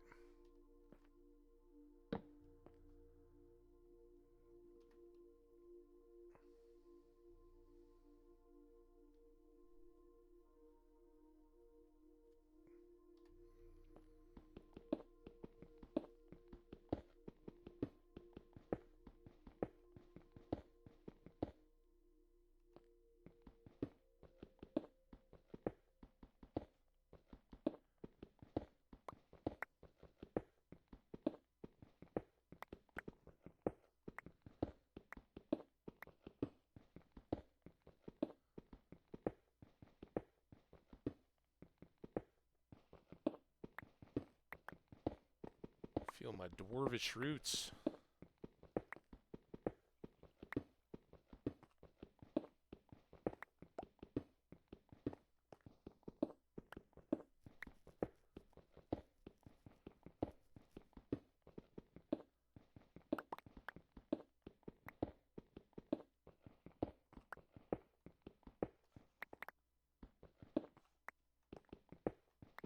Anybody been doing any Rings of Power? Been watching on a streaming platform near you? Anybody playing any Lotro? Q Raviolin? I just learned about bird watching from Raviolin. I didn't know that was a thing yet. Pretty excited. Oops. Oh, I just threw that pickaxe.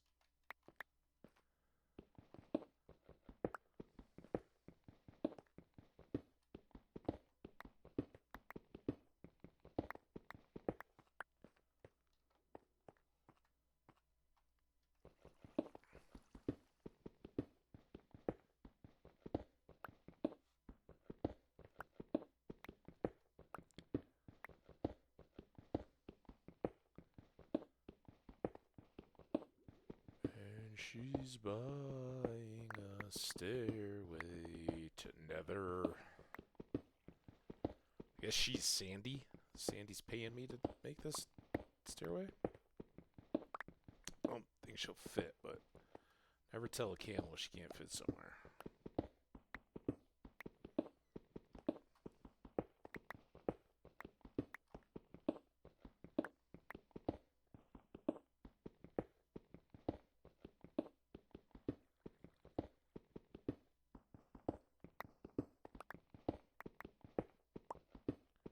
And yep, I know it's real dark in here. We'll get that adjusted here. I don't think you're missing much.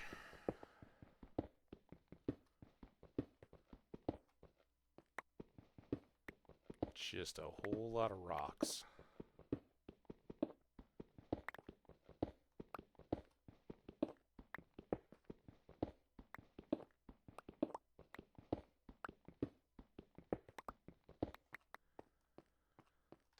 Alright. 1, 2, 3, 4, 5, and 6. Told you. Just rocks. Next.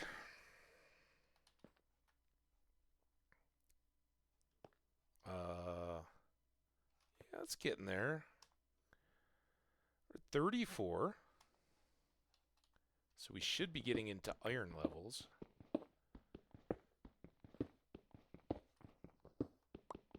think. Isn't that around 20? Like 10 levels on either side. Something.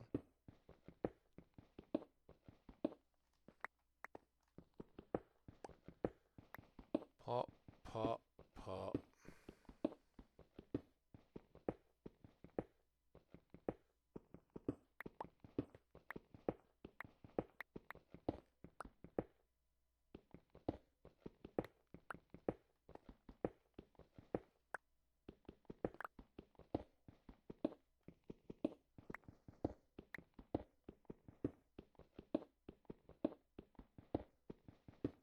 Oh, yeah. I'm not saying stuff about it because I don't want to jinx it, but as unexciting as this is, I'm kind of digging it. Some of you guys know what we've run into before on our staircases, and it doesn't speed up the process, does it? It certainly made it beautiful, but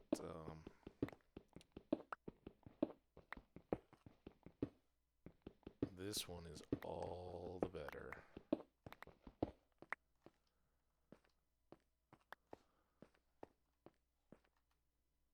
Okay.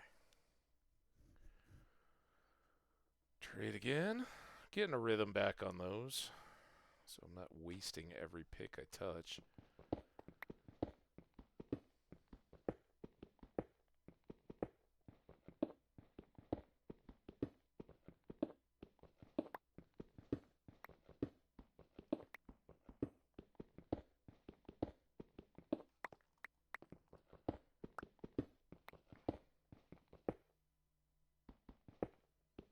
Getting darker.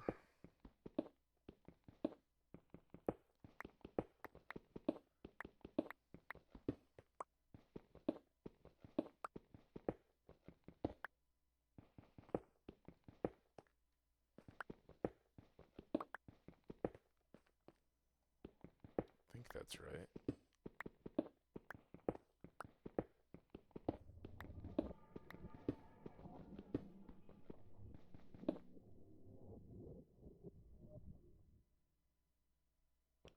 We may be in trouble. Was that a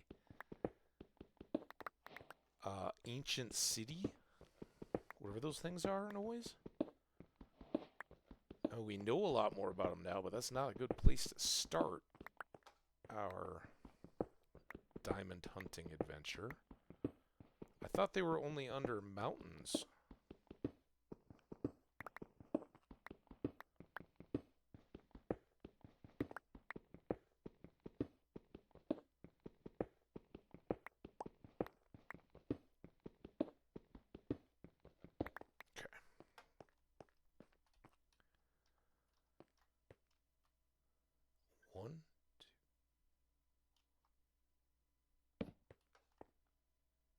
Alright, these new noises are freaking me out.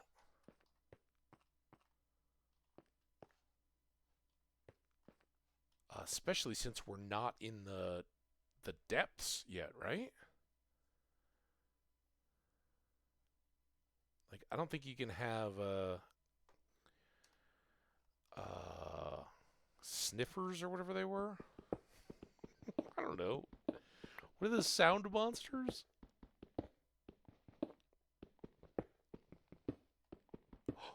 Get some iron.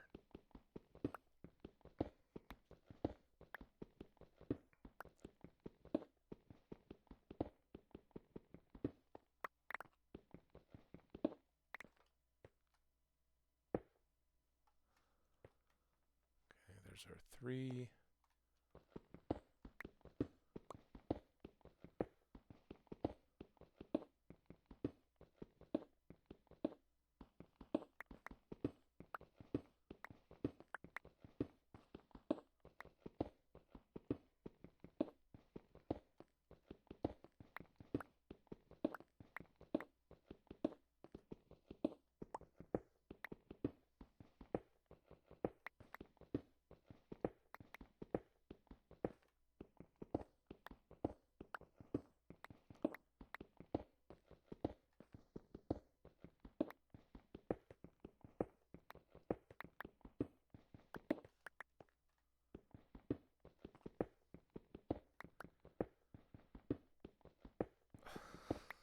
I don't know what. Man, those noises got me totally on edge. I just caught the sight of the stream in my other monitor. I was like, "What's that moving?" Oh, yeah, that's just me. You waiting for something to jump me? Alright.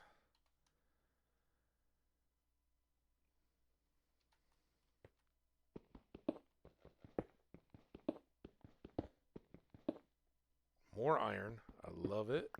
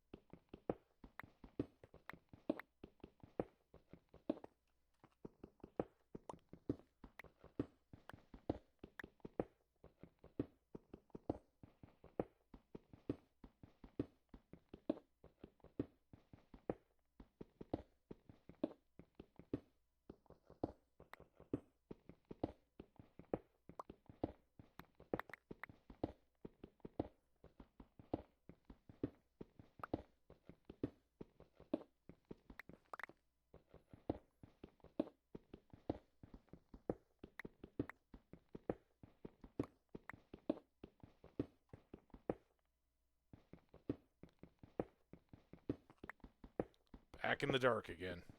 But if we do these 3s at a time, that helps me keep the torch placement on point, right? And I think we're just gonna go ahead and do it, and then I'll count. Make sure we're still on. 1, 2, 3, 4, 5. Perfect. That's a little speedier. All right, let's get this. And look at us with 11 pieces of iron ore now.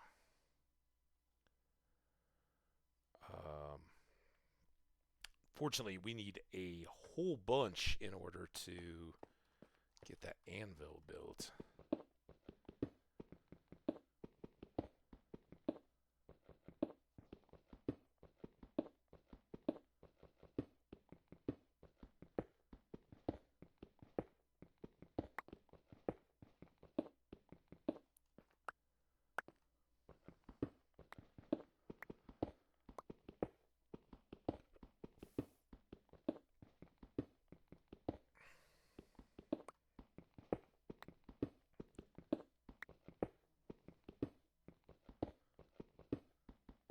Anybody keeping track since we checked when it was like 34?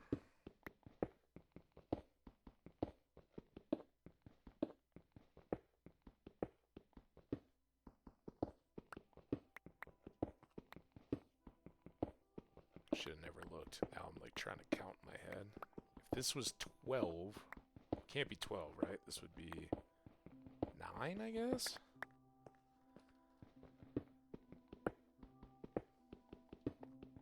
Oh, a little lighting glitch there.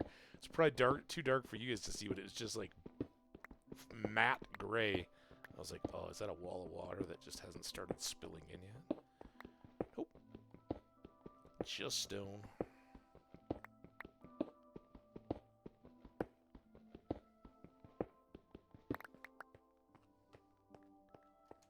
Okay.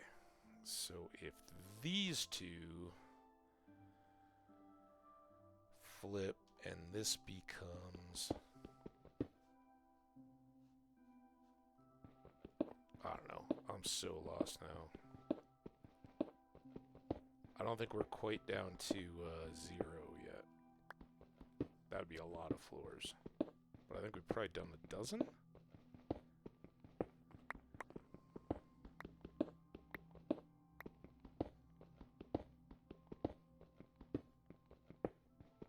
Or we're working on a dozen? Let's call this a dozen.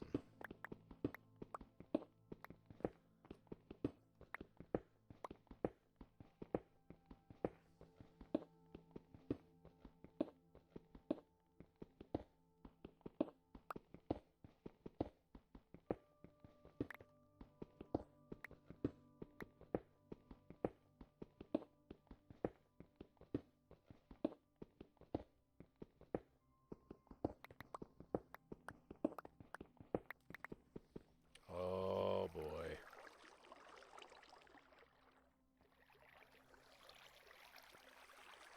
Please just be a one-time thing.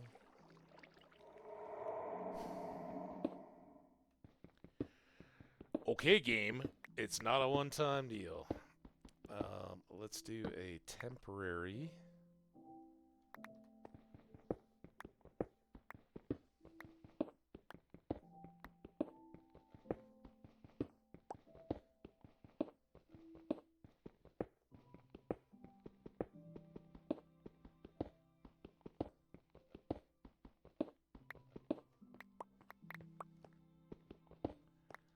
Well, I'll be darned. Like socks. Maybe it was a one-time deal. So right there, right? Come on. 1, 2, 3, 4, 5. Good.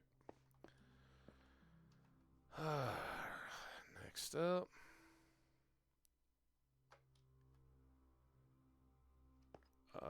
Ad break. Oh, perfect. I need a break. All right. I will be right back, my friends. Thanks so much. Appreciate you guys. Say hi in the chat, whatever. I'll be right back.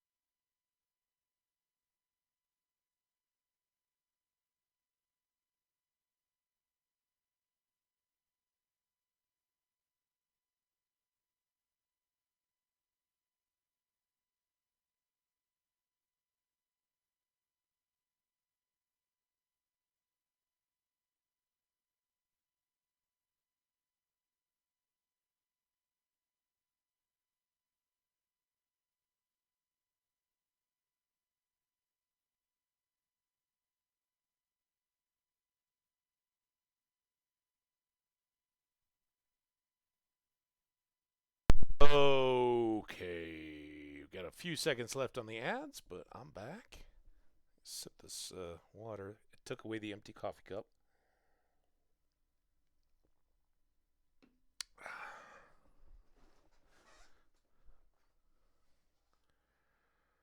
All right. It's not like the ads are going to hold us away from anything. Well, we did see that water. It could get exciting, but I hope not, frankly. Come on. Oh!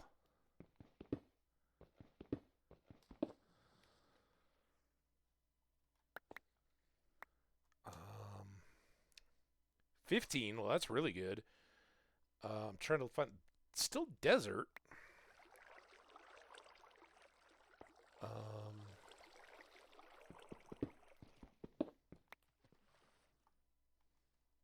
don't know that I'm going to be able to... Alright, where's my... Oh, I did this so badly. Alright, let's get air.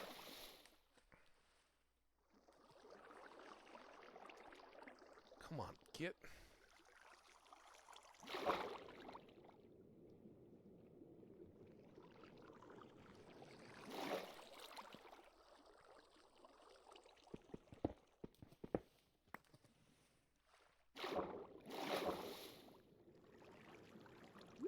That is, it's kind of crazy. But I don't see any immediate... Come on.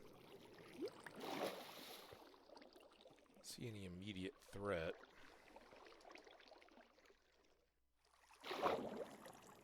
So, come on, get...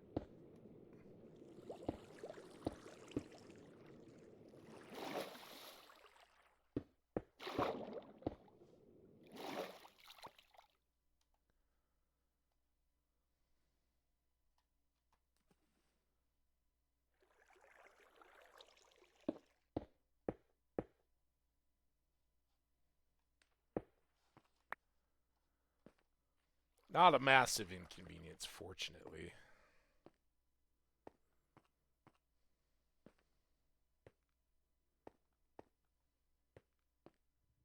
Kind of crazy it matched my staircase, though, and flooded it.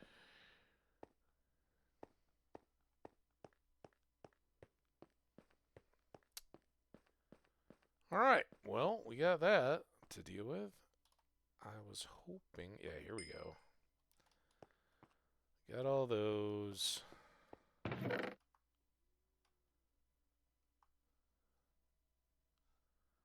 Keep those. And then...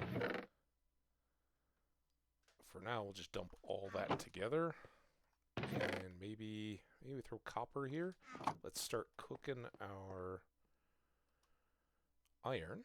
So that's done. And we still have a few picks. So let's use those.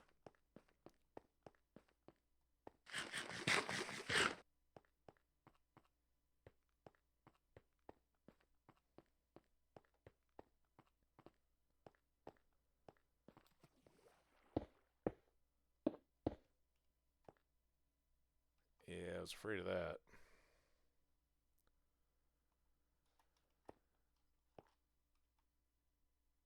So...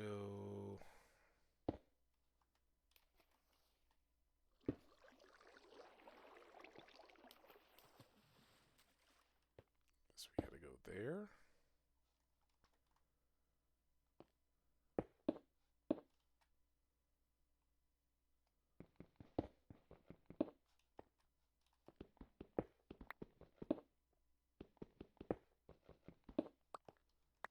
There we go. What water? I don't know what you guys are talking about. I don't see no water.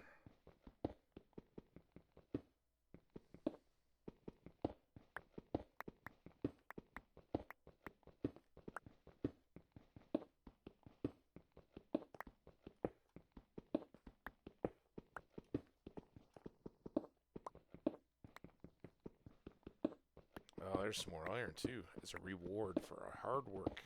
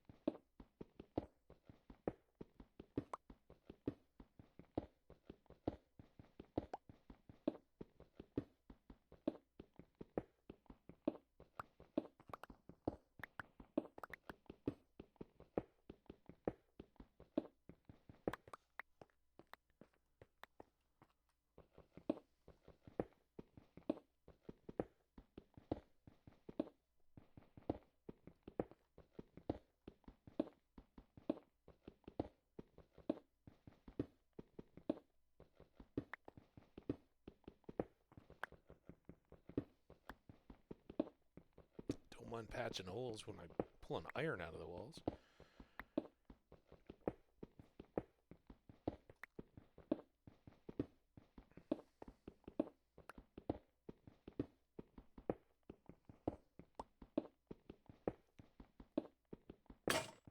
Oops. I'd been doing so well, too. The water threw me off. Ooh, there's some lapis.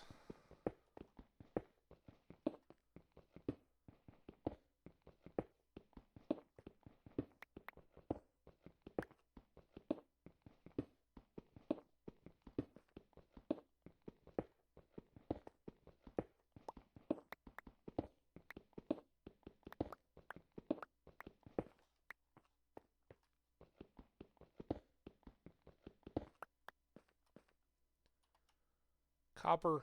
I think we're all right. So I need...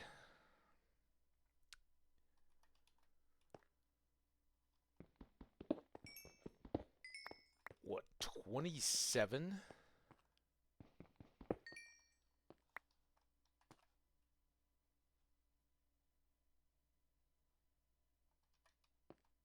For the anvil? Oh, just for the blocks for the anvil. 31 total iron. There you go. We'll leave some of these things in. I mean, diamonds and iron are going to be tough to pass up, but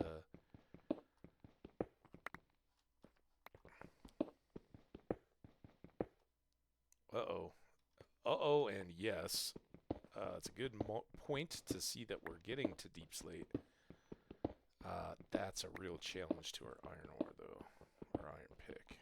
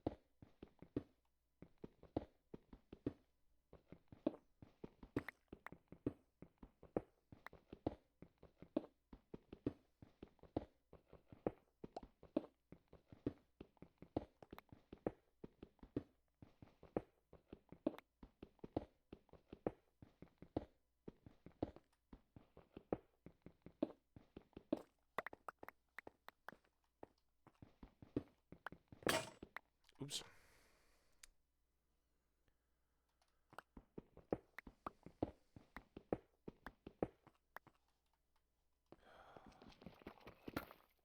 Well,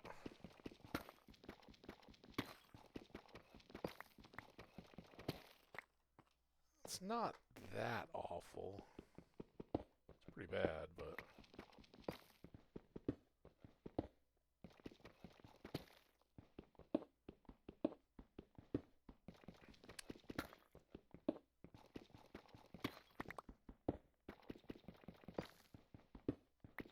if it had been just terrible time-wise, I would have maybe sacrificed some of our potential anvil iron for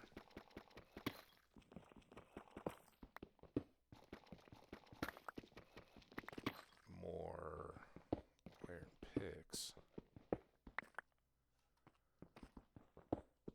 What this will do is make it darker, though. So we may have to start temp torching.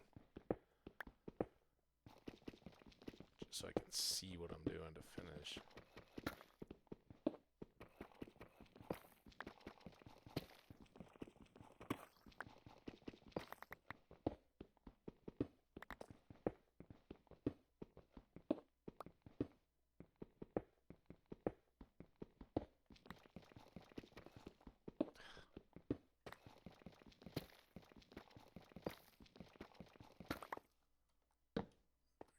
can't even see how far out we are from the last cut wall. Not real good.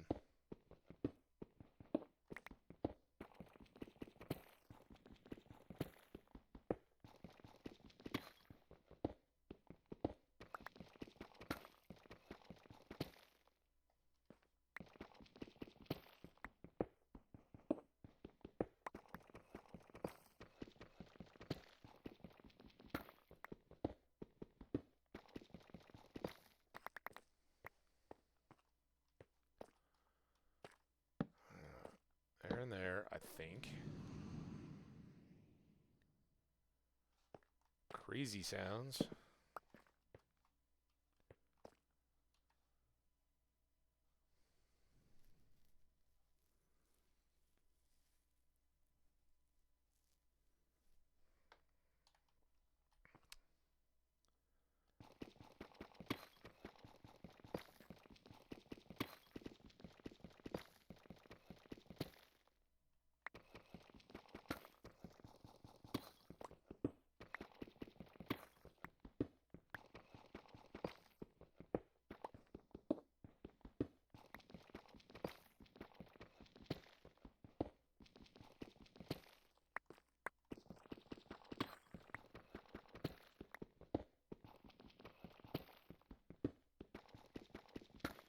Keeping an eye on the pick, or trying to.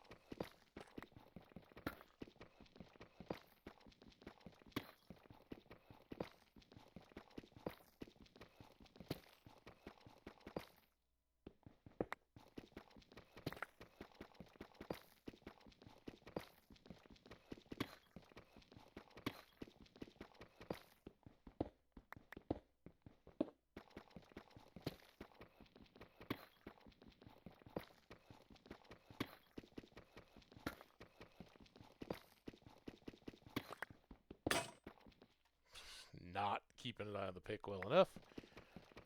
Clearly.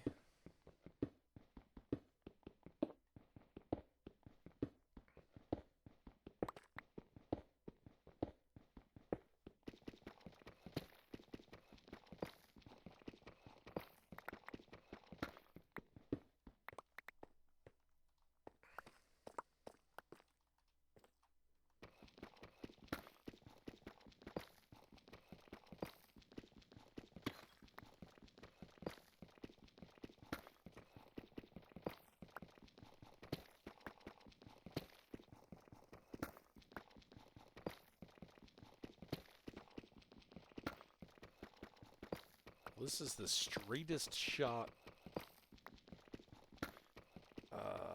Stairs down to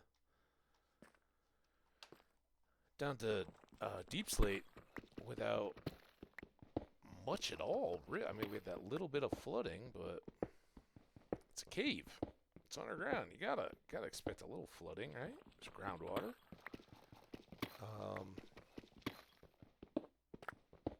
But so far, no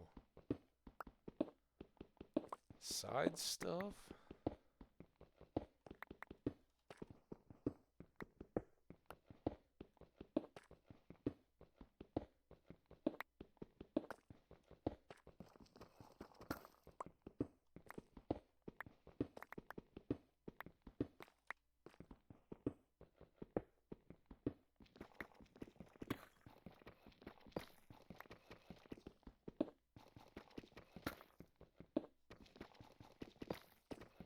Which probably means we're coming down to a lake of lava when we get to the bottom.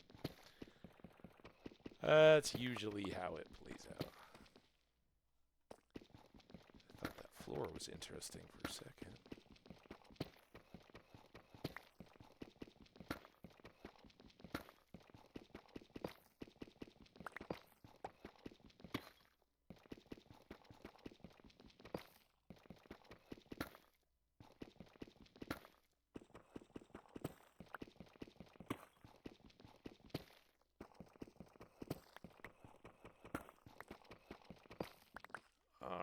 this should be our next.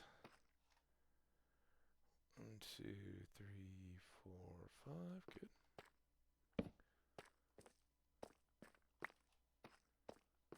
And where did we get to? -2. All right, we are below 0. Fantastic.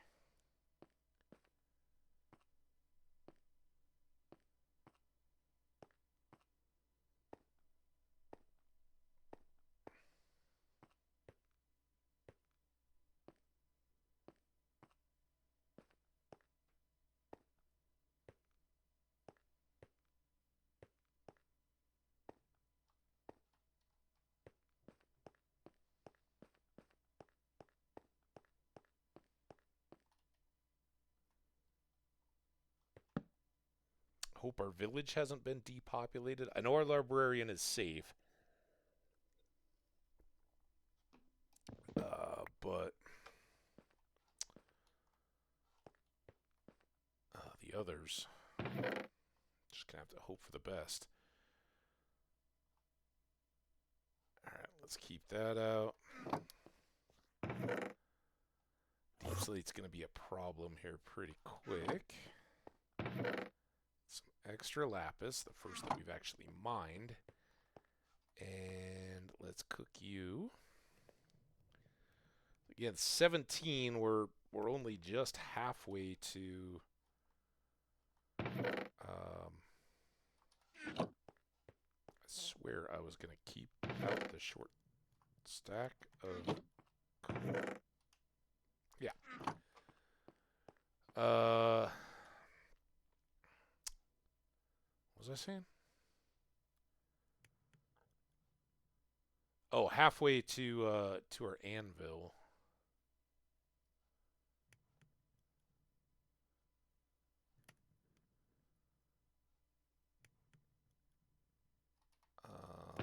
Here's our next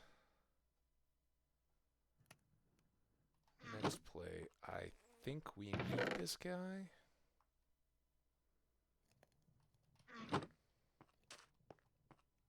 So you have to move this stone because once we get Silk Touch, oh, I did have. Okay, it's good. Again, we're hoping for wandering traders.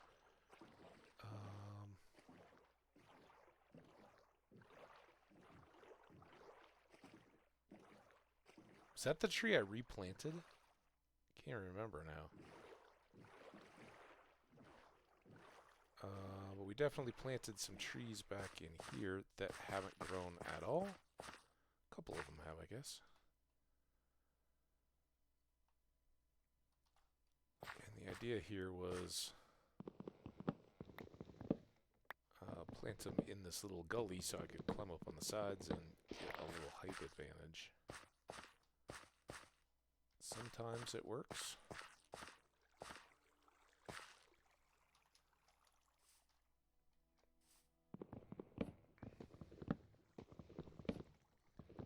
Hey, Scash. What's going on, man? Again, I've been terrible at consistency of late. How you been? Good to see you. Hope life is good. Just chopping some trees here. Got a little tree grove.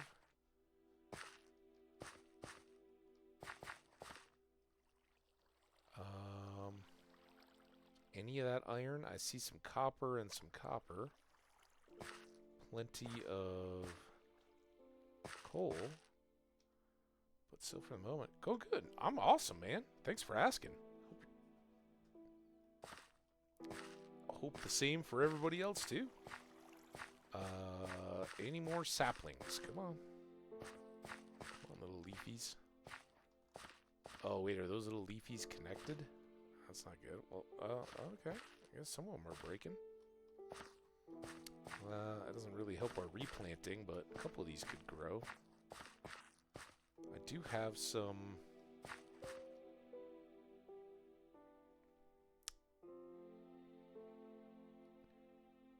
to, like, the end, like, fight the dragon? Of course. I was just talking about it yesterday, because that's when we started this world, and I have no ambitions for this world at all. We're just kind of doing our thing.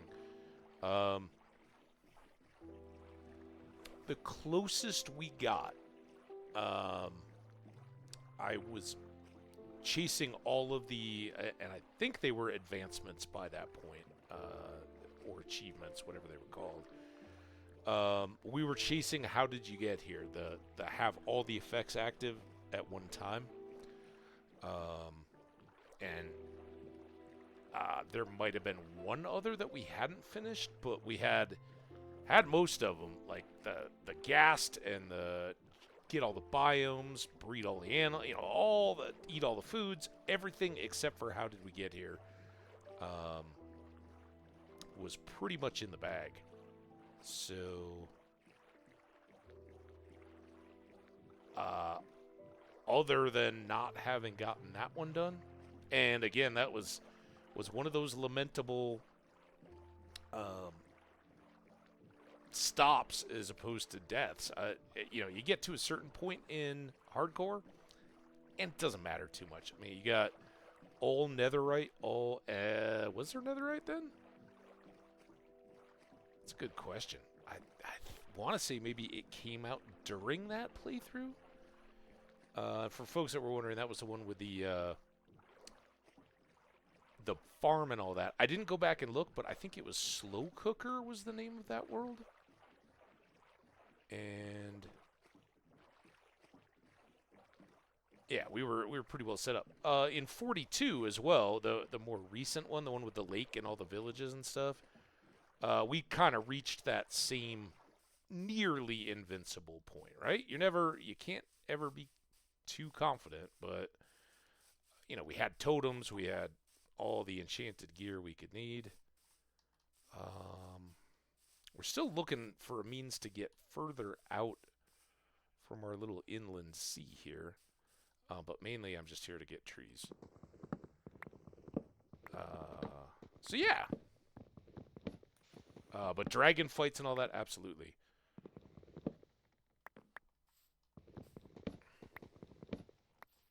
I think in 42 we were also working a little bit on how did we get here? We weren't to the point of trying it or anything, but I think we were working on getting our shulkers back from the end, and hadn't managed it.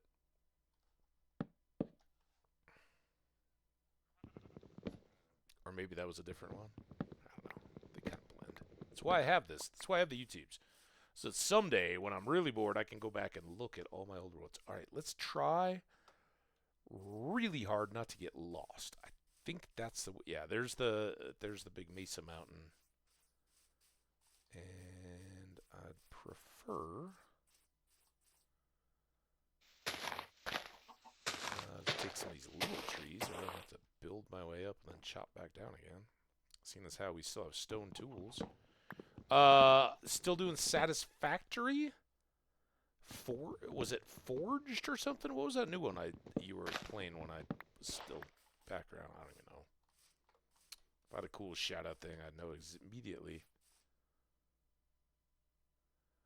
Yeah, and I don't know. I mean, I've been so removed from Minecraft pretty much since the pottery and the treasure hunting and stuff came out. I don't remember it all. But at least at the time that I was still on, get all the advancements kick, it was all of the effects in the game. And the challenge is, of course, that you have Levitate, which only comes from shulkers, and you have Dolphin's Grace? Is that what it's called? The one where you swim past a dolphin and they make you swim super fast. So you had to have both of those, plus poison and, blindness and all the rest of them, all at the same time. And it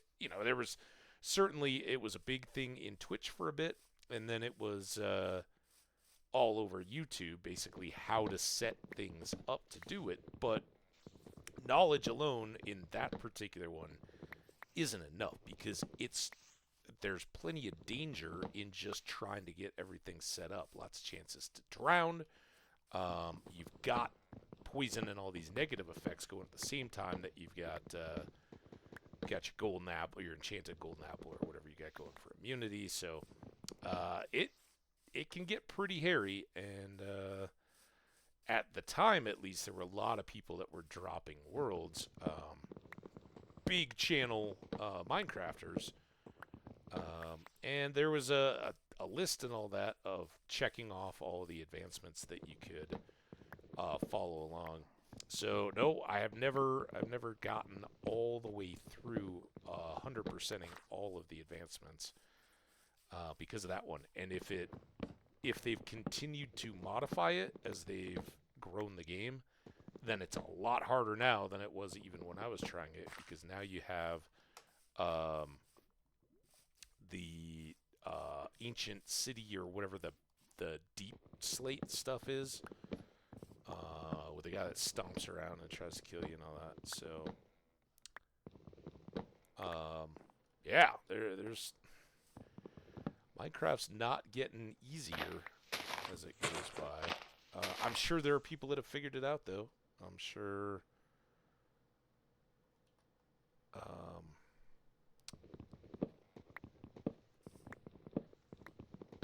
it's doable if it's out there. You just gotta put in the time and the work to get it done. Bring something from the deep dark up to it. All right, we've cut down a lot of trees, so hopefully there are some new saplings going around for us. That, and that, and that. Some over here.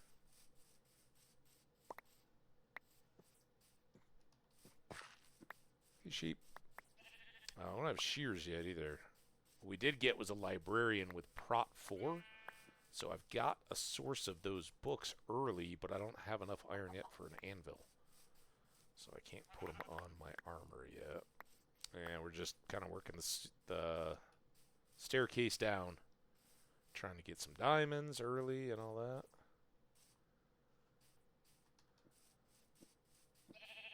Man, I don't know is it? It's not even the beginning of the month yet. It's the 25th. Everything has been blowing up my phone today. I've had Uber. I've had AMC Theaters. Southwest Airlines just hit me up. They really think I need goods and services going today, I guess. Also, time for a little MIDI rant. For those of you guys that were here, the texting yesterday, I did finally talk to my buddy who was working on the trip details and all that, and I was like, man, this is a trip that's 5 months out, and all of a sudden it's like, we got to decide right now. I talked, and they'd kind of sorted it up between them. There were some bad weekends and some good weekends, and I don't know how it all got drama when you've got adult siblings all in the part of the same friend group. It can get a little like, oh yeah, those people are still, related, and they've been frustrating each other for years. So some of that was going on. Anyway, my buddy had linked a potential VRBO property to our text chat, and that was part of the urgency. It was like, oh yeah, there's only a couple of these available. Let's try to jump on it before they're all gone. And so when I got done with stream and I was wrapping up, and I texted in the midst of that, and I was like, look, I don't have a time right now. I'll check in a bit. So I go to log in, or I go to check the text for VRBO to look at this rental property, right? And we're getting it for a few nights at Ski Town, all that good stuff. And I try to go pull it up, and they're like, all right, go ahead and log in. And I'm like, sweet, I can do that. We've used it before, all that good stuff. Why is this? This is trouble. So I go to log in. Well, their website is like, why don't you go ahead and log in with Google? And I have my trusty, dusty little notepad thing, and I'm like, no, I want to use my email linked login because that's what I've used before, and I have a password for it. So I do this whole deal of trying to log in with my email, and they're like, "Nope, your password's not valid." And I'm like, "Well, I think it is, but okay. Send me, let's pretend I don't know." So I'll go to my email and I'll get your little code and I'll type that in, and I do all that stuff. Yes, it went gold a couple of weeks ago. I don't know what that's talking about. Anyway, um, we were looking for the. I was trying to get logged in, and so I go through this whole deal. I reset my password. I don't know why it would have changed, but whatever. I reset it. Then it does the code to like after I've done all that, it does the code. Like, why couldn't you have just done the two-factor from the beginning? I got all the authenticators and all that. Anyway, I do all that, and so it's just about to show me the property, and then it pops up and it's like, uh, verify your Google thing, and it basically kicked me back out because it wanted me to log in because I'm logged in on my phone with Google too, right? But that's not what I've used on their app, and it's like trying to suck me in. Like, stop it. Let me just use my login. I had to basically shut down the whole thing, start back over after I'd reset the password. Oh, it was a huge hassle. And right in the middle of it, they're like, um, how'd you like to review our app? I was like, you do not want me reviewing your app right now. Whatever you guys did sucks. Please just make it easy to get in, especially when somebody's trying to text you details of a potential property. Like, what the hell? I don't understand the gold thing, though. Are you talking about the Minecraft advancements? Let's go look. Advancements. Are there gold, silver stuff now? Oh, yeah, we haven't even unlocked most of them. Uh, what is that? Who needs rockets? Use a wind charge to launch yourself upward 8 blocks. That must be the new stuff. What is this? Deal 50 hearts of damage in a single hit using the mace. Trials edition. Set foot in a trial chamber. Yeah, all this is new. Get armadillo scoots from an armadillo using a brush. Yeah, this was brand new the last time I played, and we got them. I don't think I made any dog armor, but that's what we'd like to do.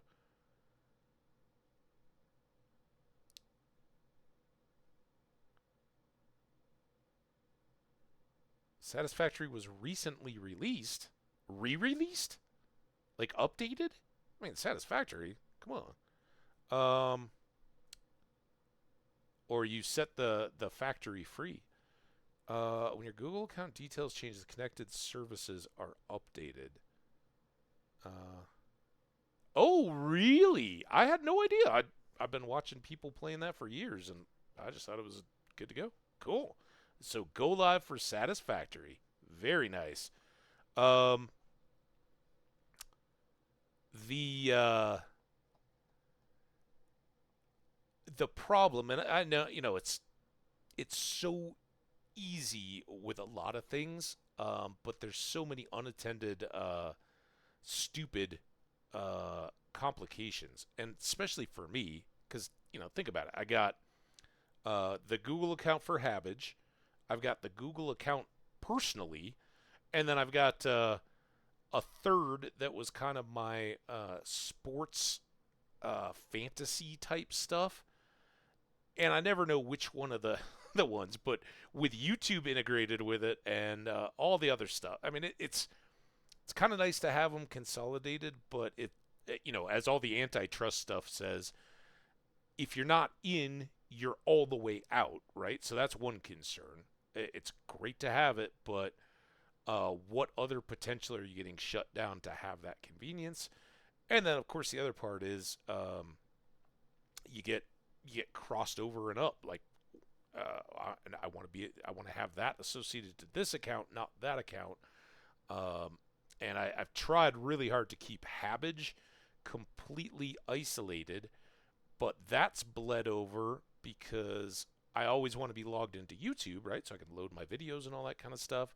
So all my like sports fandom stuff has crossed over. So as people get to know me in YouTube on those channels as Hambbage, now I'm like, oh, well, I should use my same Twitch. So you guys may see random tweets and stuff going out if you're following me over on Twitter. If you're not, Hambbage01, I think.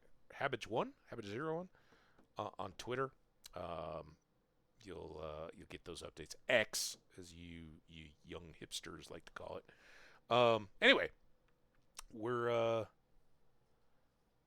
we're now kind of CU sports for sure, and our channel all in one big mess of an overlap.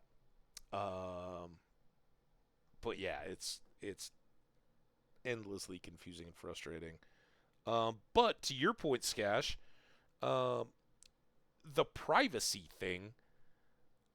Um, if you want to keep those buckets separate, and I've talked about this on Microsoft, right? As soon as we got this new computer and I'm logging in, I'm like, what the hell? There's no way to authenticate your PC Microsoft stuff that's tied to a credit card. You have to give them a credit card number. That has your real name and everything on it. I can't just go out and subscribe for a credit card in Habbage name. Um, and so my PC is all done up in my name, and I would have just as soon had this PC completely Hambbage, with none of my stuff on it whatsoever, and all just stream Twitter, all the game stuff. But nope, you can't keep them that completely separate anymore, and on some levels I get it. It is, and you've gotta, there's people like my parents who and it's like so many things in life. A lot of it is smoke and mirrors to keep people distracted from what might really be going on. If you want a tinfoil hat, here in the States, right? We got a big election. I'm sure people around the world hear about it too, more than you'd like. Um, but you think about all these stupid type things that really affect just a minuscule amount of people, and they get hyped into these two, three things that are the only things that people talk about come with elections. And yeah, some of them you need to talk about a little bit, but they get blown all out of relative proportion. And big, fundamental, real policy things never get talked about at all. I mean, yes, we had a huge rant about it the other day about abortion stuff in the United States and that battle. And I won't go deep into that again, but you have lots of people very passionate one way or another, but the relative impact of that, yes, and it's not my deal. I want to protect every life that's possible, but I do believe that's one of those issues that governmentally shouldn't be restricted. Yes, if you have a faith issue with people having abortions, then yes, you should have the means to make your voice heard. You should be able to give outreach and provide services that would make those people that would otherwise consider having an abortion look to other alternate means to have that child looked after, or however you want to do it. But from a freedoms and rights perspective, I think that yeah, a woman has that right. Well, that's a huge mess in our country right now, and it has been all of my adult life. It's stupid. And the bigger factor for here is there's a really very small amount of the population that is actually impacted by that. Especially, compared to my teenage years when I may have been in that kind of a world. At that time, birth control was kind of pill or prophylactic condoms, right? And nowadays, there's so many more means that men and women can longer term have some more control over whether a pregnancy could happen, and they've become more reliable over the years. That it's kind of silly. Hey, Sir Cernak, welcome back.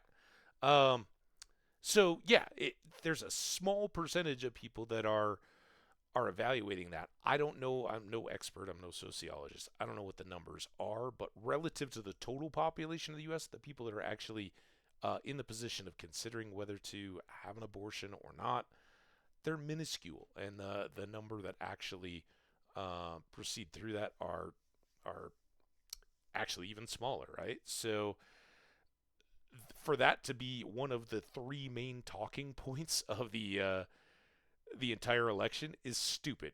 To then have the border and immigration, which is a big deal because we have these humanitarian crises of people just showing up, and the border states just sending them on with no real care as to where they end up, no real plan, and just basically dumping them into other cities um, who then don't have budgets and means to care for the people. It's a bad deal, but that's talking point number two. And then you have the economy, which neither party has said anything substantial. You got one side saying, "Oh, we're just going to raise tariffs, and that'll raise so much money." Maybe a little, but doesn't fix a completely broken economy. And then you have the other side who's saying nothing other than we'll give some money to new small businesses, we'll give money to first-time parents, and there was one other credit, but nothing about like here's the economics of the direction that we see. Ow, further growth. I just bit my lip. Further growth or stimulating new development, new business, all that kind of stuff. It's just a mess. So smoke screens, right? And that's the same deal with privacy issues. Um, you have older folks that are watching the late news or the early news. Those uh, these are all the scary things about societies as you tend to age a little bit more, and the technology is newer, and you're not finger on the pulse as much anymore. It starts to feel very scary. Um, and the same thing goes with anything else. You've got your life built up, right? You're not going to easily start from scratch. You maybe have some savings. You've got your family out there, and these threats from the outside, whether it's identity theft or any of that, they just become these kind of unknowns that are out there peering in, right? And for younger people, it's much easier to embrace. It's not that you're more apt or anything else. It's that um, when you've just got a first computer or whatever, and you're like, oh yeah, just delete the files and see. Yeah, it may break something, but you don't have a lifetime's worth of photos or anything on there. So then what do you do? Well, as you get a little bit older, hey Martinez, one would think there are at least a few words about AI and its future, but as far as I'm aware, there are none. You talking about like limitations of AI? I think that's a big factor, um, and how much AI can dig into mapping our stuff. I mean, again, I feel myself slipping on that edge. That's what I was talking about, young versus old, right? I've I've lived in IT. I've gotten certifications as systems and networks administrators. I'm pretty adept at technology, and I'm always not because I think it's inherently evil or anything like that, but I very early on back when it was like Apple Music and stuff like that, I was thinking like all of these opportunities to not have a physical copy, whether it's a CD or a DVD or a tape or a album, right? If you don't possess it, um, there's nothing to stop those people from ultimately licensing it back to you. And your content, whatever it is that they've got out in the cloud, um, it's yours for as long as they're willing to keep storing it and providing it to you. What happens when it's not yours anymore? And all of that stuff moves forward so that the more and more we accumulate out there in the metaverse, I guess, but just on cloud storage, whether it's the Google Cloud or um, Apple Music, Amazon Music, any of that kind of stuff, um, you drop a couple $100 into some great music that you want to listen to and all that. Well, that's great.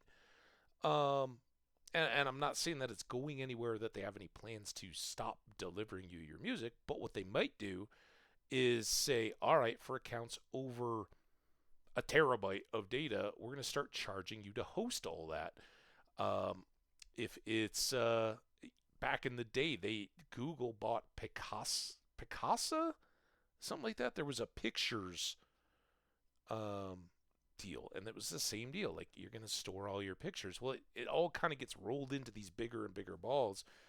But the entities that initially started hosting you that stuff are all gone, right? They're in name, they've been rolled into bigger players. Whatever contract, or nobody, look, it's just like, oh yeah, load your pictures here. They'll go on this website or whatever, and then you lose the originals.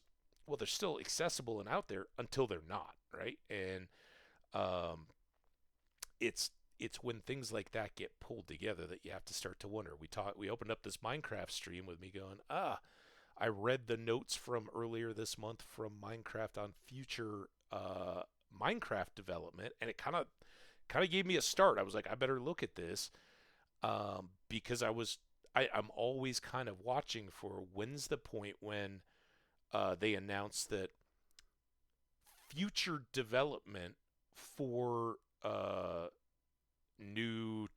this is the trials one, right? All these new advancement things right here. That new content for Java users, well, yeah, you're still going to be able to play the game. We'll still make it available to you because that's in the contract of our purchase. But going forward, you don't get any more of that. It doesn't seem like that's the case. And again, I've lauded that Microsoft has really honored the spirit of the thing. I know, and I say, if you enjoy the game at all, or have in the past, support them. Grab the alternate copies and all that when they come out, just to help keep them realizing the potential that Minecraft has.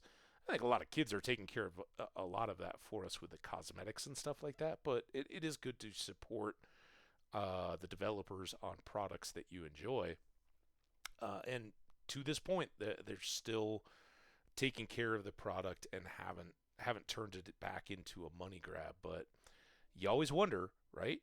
It's now moved out, and if it jumps again, sure. Microsoft says we're going to honor the initial spirit of what Minecraft was made, and say that anybody that bought it back when it was Minecraft.net, and just a brand new product, and was told it's a one-time fee, you never have to pay more for it.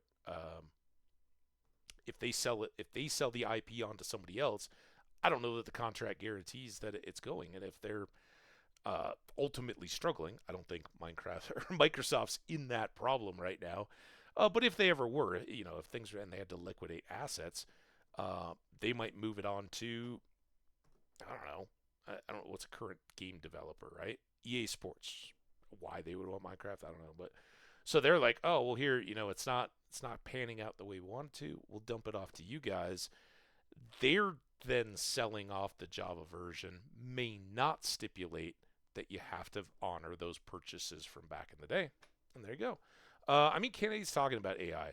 It's a pretty big deal. And yes, we had a lecture about existential crisis of AI today. Yeah, I don't think. I know one of our two candidates probably would just say, "I'm the greatest AI user ever."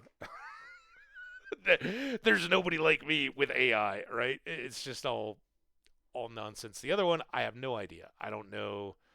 I don't know the technical side there, but it's all these things. Like, yes, AI looking forward is one, but there's a lot of modern stuff that we just don't. It's not a part of the political discussion anymore.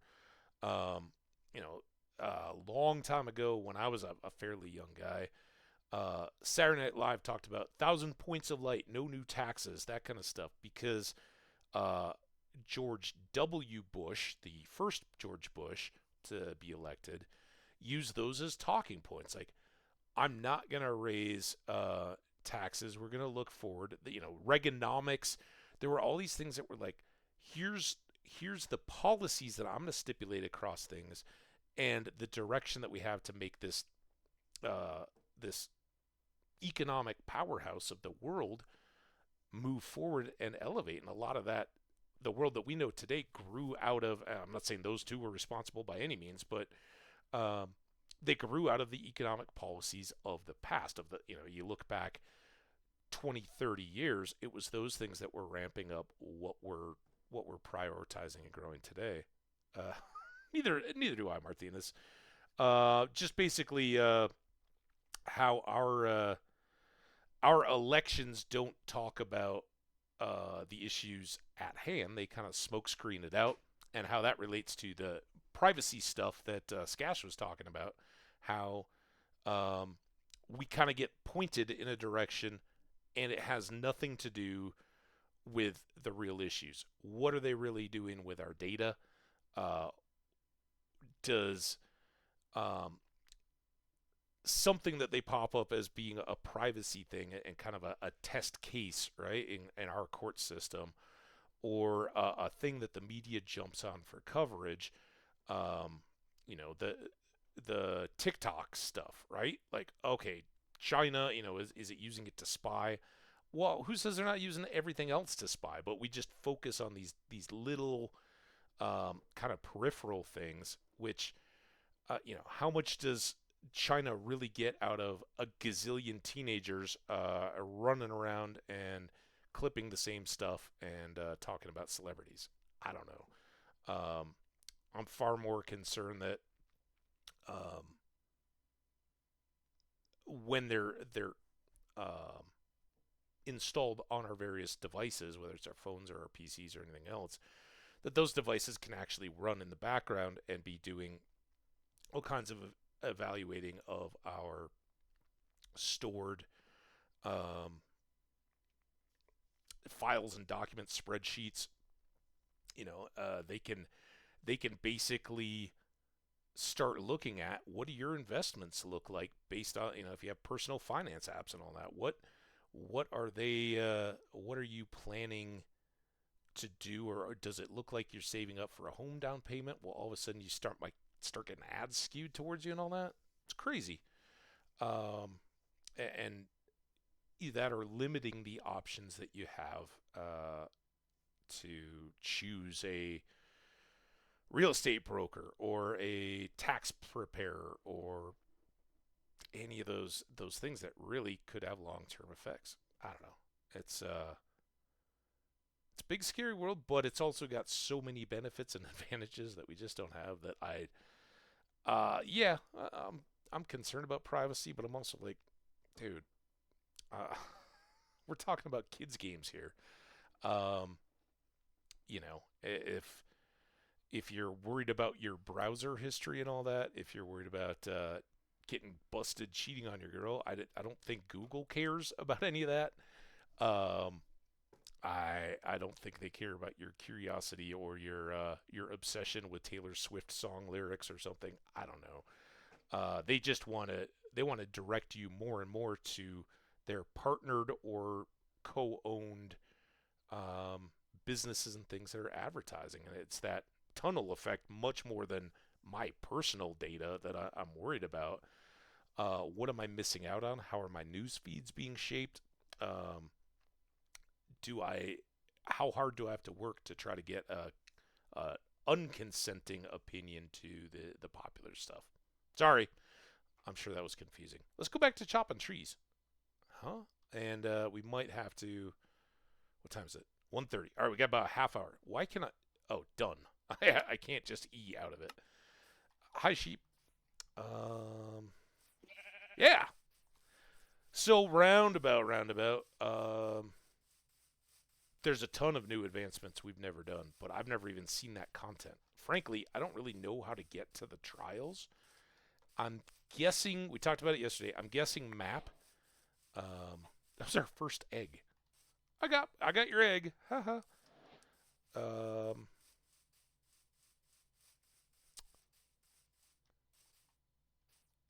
we talked about how the end stronghold. Maybe they could put in a new mechanic that's like the Ender Pearls. If so, I don't know what that is. So Uh, my take is villager, because ever since the End Stronghold, whether it's the Woodland Mansion or the where's my boat? I didn't pick it up. No, I had two boats, right? So there should still be a boat. A boat? Did I come this way? How did I lose my boat?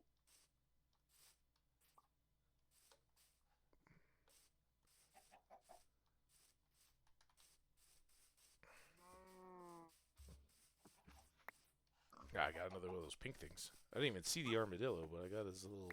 I guess we'll pick up some eggs, since we got an egg stack. Oh, these eggs.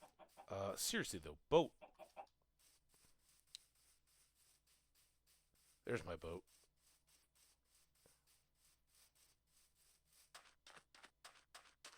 That's what happens when you just side rant for a while.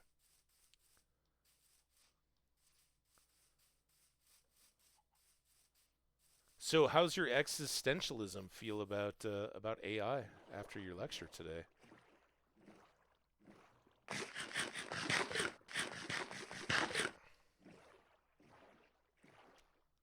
All right, we got an ad. I think I'm just gonna go through it. We're just boating home.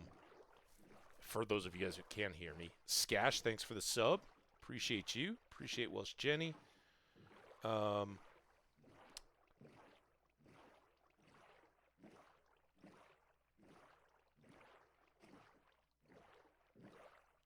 I was seeing something the other day. Man, what was it that was AI? Is it an ad?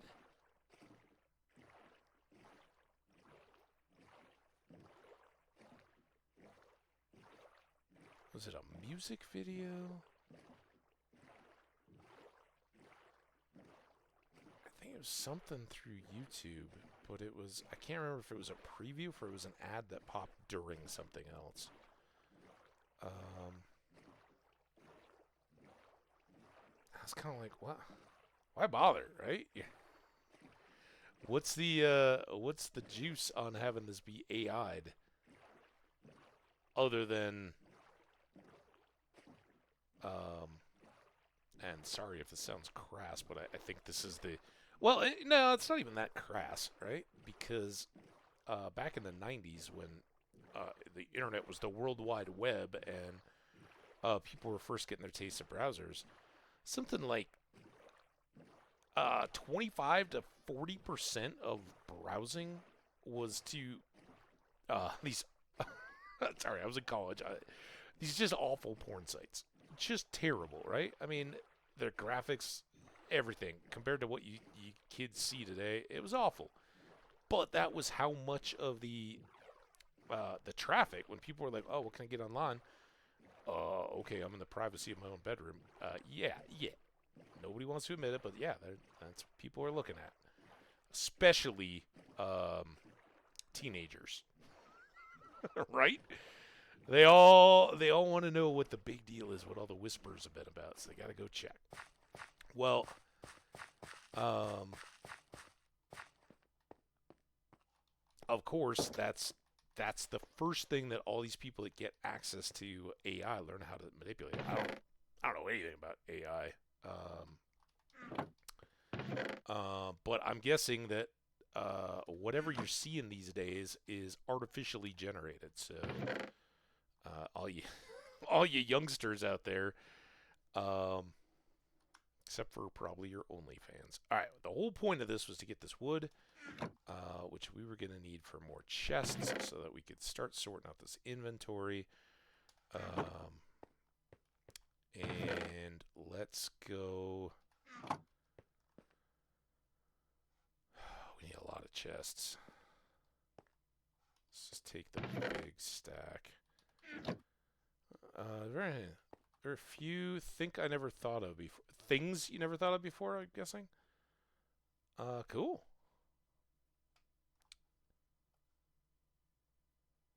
Yeah, I miss the access to some of those conversations and stuff. Um,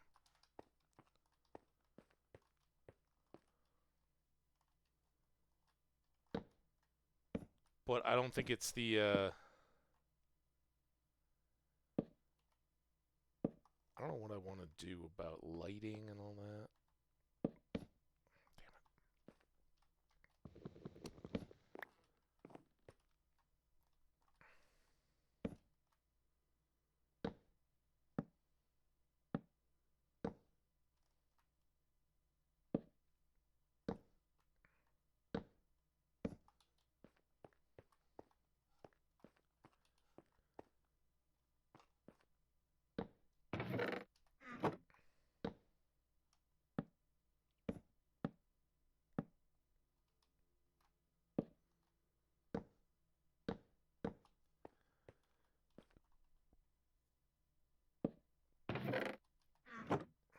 We'll get it.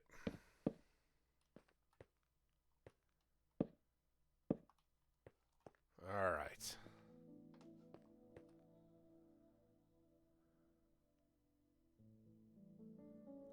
Like AI can cheat, it's testing. Research for ways to solve problems, and some of those ways are actually kind of stupid. So it makes me think if we make God AI one day and ask it to solve all our problems, it might kill us all because no humans, no problem is simplest solution. Yeah, absolutely, right? Um, um, but I think a lot of times when you start seeing the real world application of this stuff, yeah, it's there. Um, Combine that with quantum computing and some of the stuff that is being bandied about as the cutting edge, and you've got some real potentially big stuff there. And um, we always see it in movies and stuff like that, right? The big evil AI and all that. Um, I'm guessing it takes a lot more to super evolve, and probably is questions for beyond the childhood generations that are going on right now, right? We'll get some of these things to apply even faster, but I mean, there's been hesitancy about adopting technology and change for hundreds of years, saying that it was um, would be malicious or would ruin things. Well, our culture adapts it and moves forward and all that. And I think, um, I don't know about God AI, right? What that would ultimately look like. Um, but the only way that if AI is looking at it, yeah, one thing would be to kill us all. But unless robotics and all of the truly world economy is transformed to the Matrix in a flash, which doesn't really happen, then an AI that was that smart would of course have to understand that it's got needs, even if it has automated factories and stuff like that. Well, it still needs a supply chain, and that supply chain still needs other things being manufactured, and ultimately it would probably need to look at the fact that it has to keep humans uh, healthy, alive, and productive enough and happy enough to go about doing their jobs to meet its needs to continue to grow itself out. And whatever that tipping point is would be pretty obvious if it's squeezing us out, unless it can offer us a better alternative. But generally speaking, just wiping humanity, um, unless the AI had helped to develop a human alternative, a robot, right? But one that was sufficient to immediately start reproducing itself to the point where it could be a replacement to the entire human species. Um, it would be not very self-serving to just be a malicious AI like 2001: Space Odyssey and start wiping out the humans. Um, it would be much better served to coexist and keep leveraging the strengths of humans. But hey, maybe at that point it can help us also rein in some of our more self-destructive habits. And I shout out the fact that you got one of those kind of eye-popping lectures. Those are awesome. I remember, um, one in way back in my early undergrad university days, and it was kind of talking about the positive. Oh my God, positive feedback loop reaction that appears to be human population, and of course its impact on climate and all that. And um, it was biology, I think, and the teacher's talking about like uh, there's a tipping point at some point in the world where uh, say that soy algae is the ultimate hybrid, and you can only grow soy on land, and you can only grow algae in the oceans, and every possible acre is converted over to feed. There's still a finite limit where the human population could exceed the ability to be fed on those two materials. What is that number? How dense can all the people be on all the land of the earth, and how much of all of the resources of the earth are set up just simply to feeding them?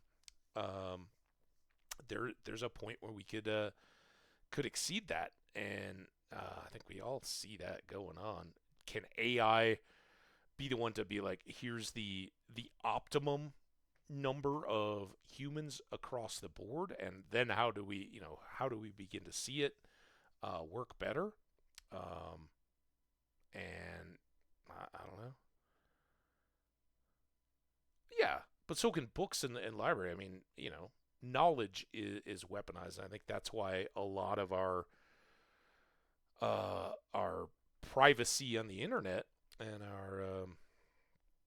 our interests there are somewhat rightly, our privacy is subservient to the safety of society. Um, if you've got somebody building nukes in their basement, that's a problem. Or more likely, some kind of a biological, chemical, certainly weapons. It's like Breaking Bad. The whole premise of the show was uh, take a chemistry teacher and push him the right way so that he has a pressing need for cash and starts overlooking the needs of others to be selfish. There you go. You've got a real problem on your hands. That same chemistry teacher can certainly make a compressed version of a noxious gas and put it in a pressurized container. It's not good, but it's knowledge, right? And that's all kinds of good moral and ethical questions there. Do you hide your head in the sand and say, forsake all future learning and knowledge that we can do moving on from those things? Just say, no, it's scary and bad and terrible? Hopefully not, in my opinion, but there's certainly, arguments to be had and debates to be said. But, I know when Dolly the sheep and cloning was big news, and there was very real conversations out there about how dangerous genetic research was, and certainly there's still an ethical thing on cloning, but we are what had once been scary news stories and all that is now at least done to the point of we are artificially growing genetically matched human skin grafts and things like that outside the body and all that. But yeah, it was at one point a huge ethical dilemma on whether to transplant organs. Like, oh, that's Frankenstein stuff. What are you talking about? And now lives are saved daily from organ and tissue donation. And thankfully, we've re-ticked our moral compasses, I guess, to accept that kind of use of organics coming out of humans in other humans, right? And I think the role of computers and technology in allowing us to understand the genome and the clear-cut positives that come out of that are going to absolutely quash it, Yeah, you'll have tinfoil hat people say, but look, there's problems. What if it's double standards and all that? Well, if there are double standards, and let's face it, usually the rich people get the good stuff, right? But you hope for the trickle down, right? You hope for smallpox and measles and polio vaccines that took what was a very much higher infant mortality rate worldwide in the late 19th century to a very low one in the late 20th, or in the mid 20th. And I think genetics and some of those kind of things are going to do as well. How does that apply to AI? I think the answers will come in the future. That maybe it doesn't look like cloning Dolly the sheep, and maybe there's not 14 Hambages running around, but maybe Hambbage has a heart ready to go, so that if a heart attack comes along, or if an organ gets attacked by cancer or something like that, you've already grown one. And maybe that's too late for some of our generation, but maybe our kids. I don't know. Also, what sort of ethics should we teach the AI after thousands of years? We still cannot agree later. What is a good person? What makes life good? Yeah, that's true. And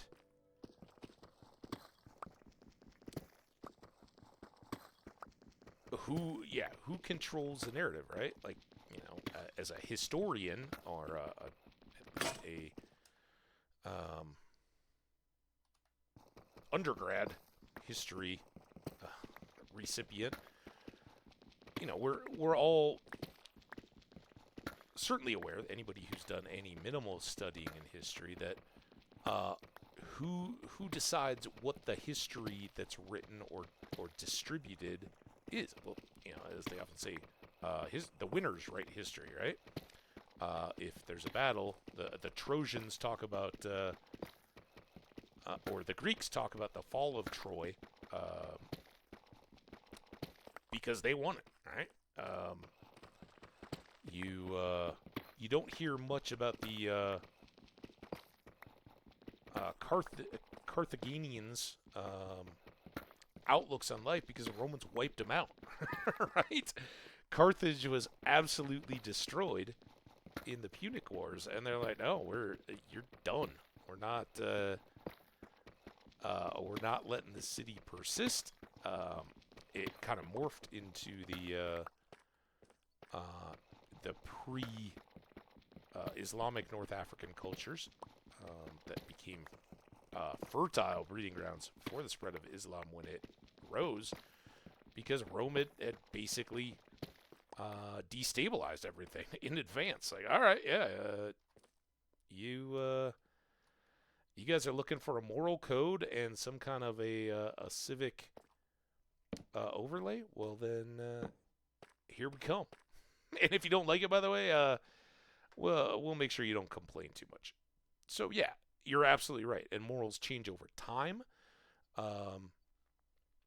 But that AI, if you're going to teach it morals, again, quantum computing and what it's going to have at its access, the developers, I don't even. It's going to be self-replicating code and programming. That's the point of an AI deity type thing, right? It's doing its own programming. So the limit is how big a pool of knowledge, how much digitalized data, all the the archives and libraries of the world, what's included, what's omitted, what's scanned, what cultures have an access, what oral histories never make it in. But what you're really looking at is, how does the AI digest the pool of moral conversations and thoughts and outlooks that we have. And who knows, maybe someday our little conversation here, it'll be sitting out on YouTube. The AI will have a chance to process that in like 200 speed and be like, this Hambbage doesn't know what the hell he's talking about. All right, but it can say what were the strengths, what was solid about Confucianism. At one point, there was, I believe, Jared Diamond was the author of a book. The first one was Collapse, and I think he did a couple. Um, but like looking around at these civilizations that had reached golden eras and then collapsed, and what made their stuff not work. And the AI can probably far better than any one of us take all these quadrillions of data points and go, all right, so yeah, here comes, um, oh man, what's the Sumerian language? I don't want to offend anybody with the modern stuff, and I know there's probably a few out there, but um, it's an A.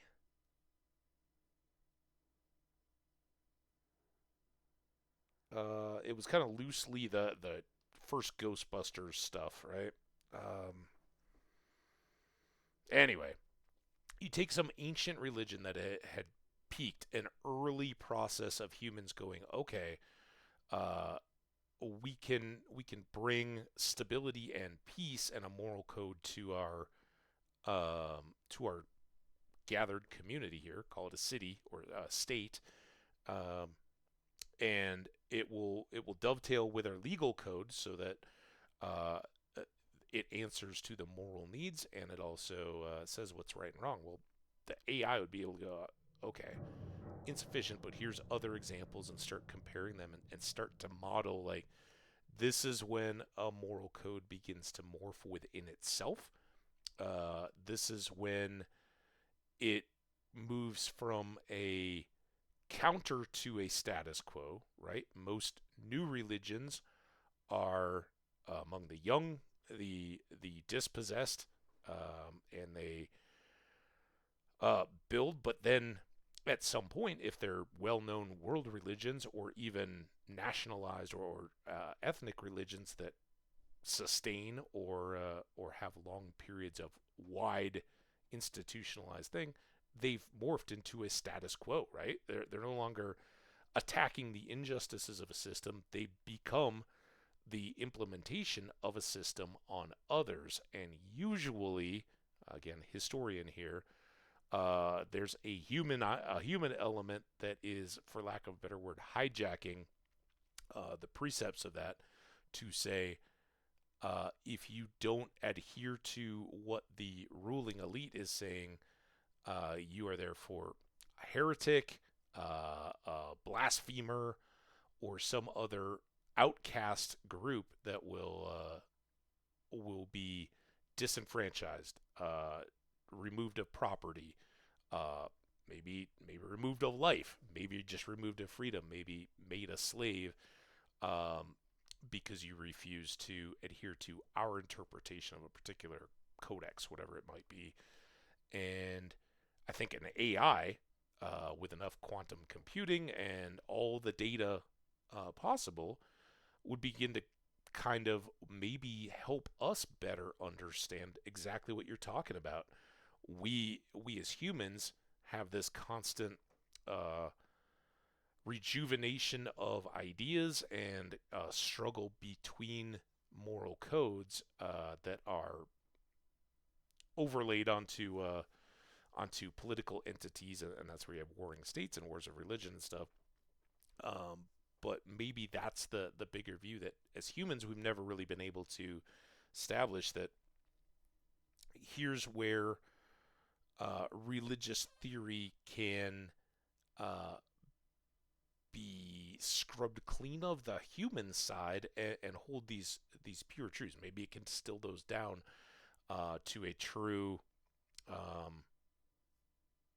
don't know, deified AI religion, right? Where all people then go and give the AI its Energizer batteries so that it can keep on running. I don't know. It's fun to think about though. Awesome conversation. Uh, we've had a ton of fun. For those of you guys watching the session clock, this is actually part B. We did have a bounce. It is coming up on 2 p.m. my time, and I got to get running. We started this around 9 my time, so good stream today. We did a lot of work. As you can see, we are down at the bottom of our staircase. We are now at level -8. We want to get on the diamonds. We want to find some more ore. We also made friends with Sandy the camel and went for a little camel ride. We found a new village. Found a bigger ocean, but unfortunately it's not connected to ours for easy boat traffic. And what we mainly found again is that the gold mines are kind of a bit trash. I don't know. I haven't found anything that's really opened up into. Oh yeah, we can go exploring this kind of stuff. We may just have to dig more, but for now we got to get diamonds. We got to get some more iron so we can make an anvil, some of that good stuff. But we'll start it off here next time and go from there. Martinez, awesome conversation. Skash, thanks for kicking it off. I know it's winding and chaotic as it runs through my brain, but I love the idea of technology being double-edged, right? You have to you can't deny that technology helps us maintain our world as it is today. To reject it absolutely throws us, all those other types of movies, the apocalyptic ones, get real ugly if all technology goes away. But at the same time, there are concerns. You got to look out for how is this establishing what we are conditioned to believe is a quality life, right? I've talked. I don't even want to get into it. Stay tuned. Come back. Ask me again sometime.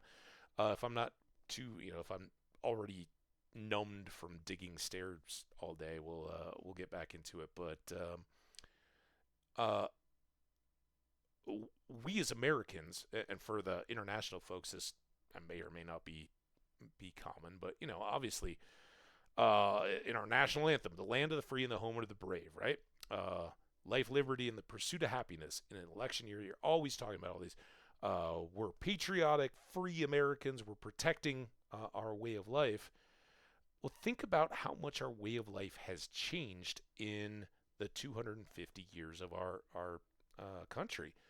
If you were to talk to somebody from 1802 about freedom in our life today, they'd be like, dude, what are you talking about? You guys don't have any freedom. You're absolutely ridiculously not free. To that person, freedom meant loading up a gun and strapping some stuff on a back, maybe taking a wife and some kids, heading west, and it's it's not just yours. You don't possess it. The country does, but there's nothing there. You go, hey, that looks like a nice area. I'm going to just build a house here. And if anybody comes within sight, I'll take a shot at them and run them off. Yeah. Everything might be different in just a few months. Seriously, man. All that kind of stuff. They'd look at us and go, dude, you have all this stuff, but you can't use it. You can't do with it what you like. You can't drive that car in your driveway as fast as you want or anywhere you want to go. You got to stay on roads. You can't walk around all the place because people own all the land, and so you got to do that. You got to take half, or not half here in the States, but percentage of everything you produce and give it to the government. Income tax. The only kinds of taxes back in the day were on particular goods, and they were sales taxes regulated, and of course that's the T tax and the Stamp Act and all that kind of stuff. But the idea of a national government taking a portion of your income to be a part of its budget, absolutely unheard of. That wasn't a deal. If you chose to buy the stuff that they wanted to tax, you had to pay the tax, but you could go shoot a bear and eat its meat for the next year and grow some wheat or corn and turn it into whiskey and give that to your kids and whoop it all up. I mean, it was just apps. And each time these things came along, people were like, "Ooh, that's it's ridiculous." And you know, those people then get kind of pushed to the perimeters, right? Hey, listen to that crazy guy ranting on the street corners talking about how nobody will let him hunt bear.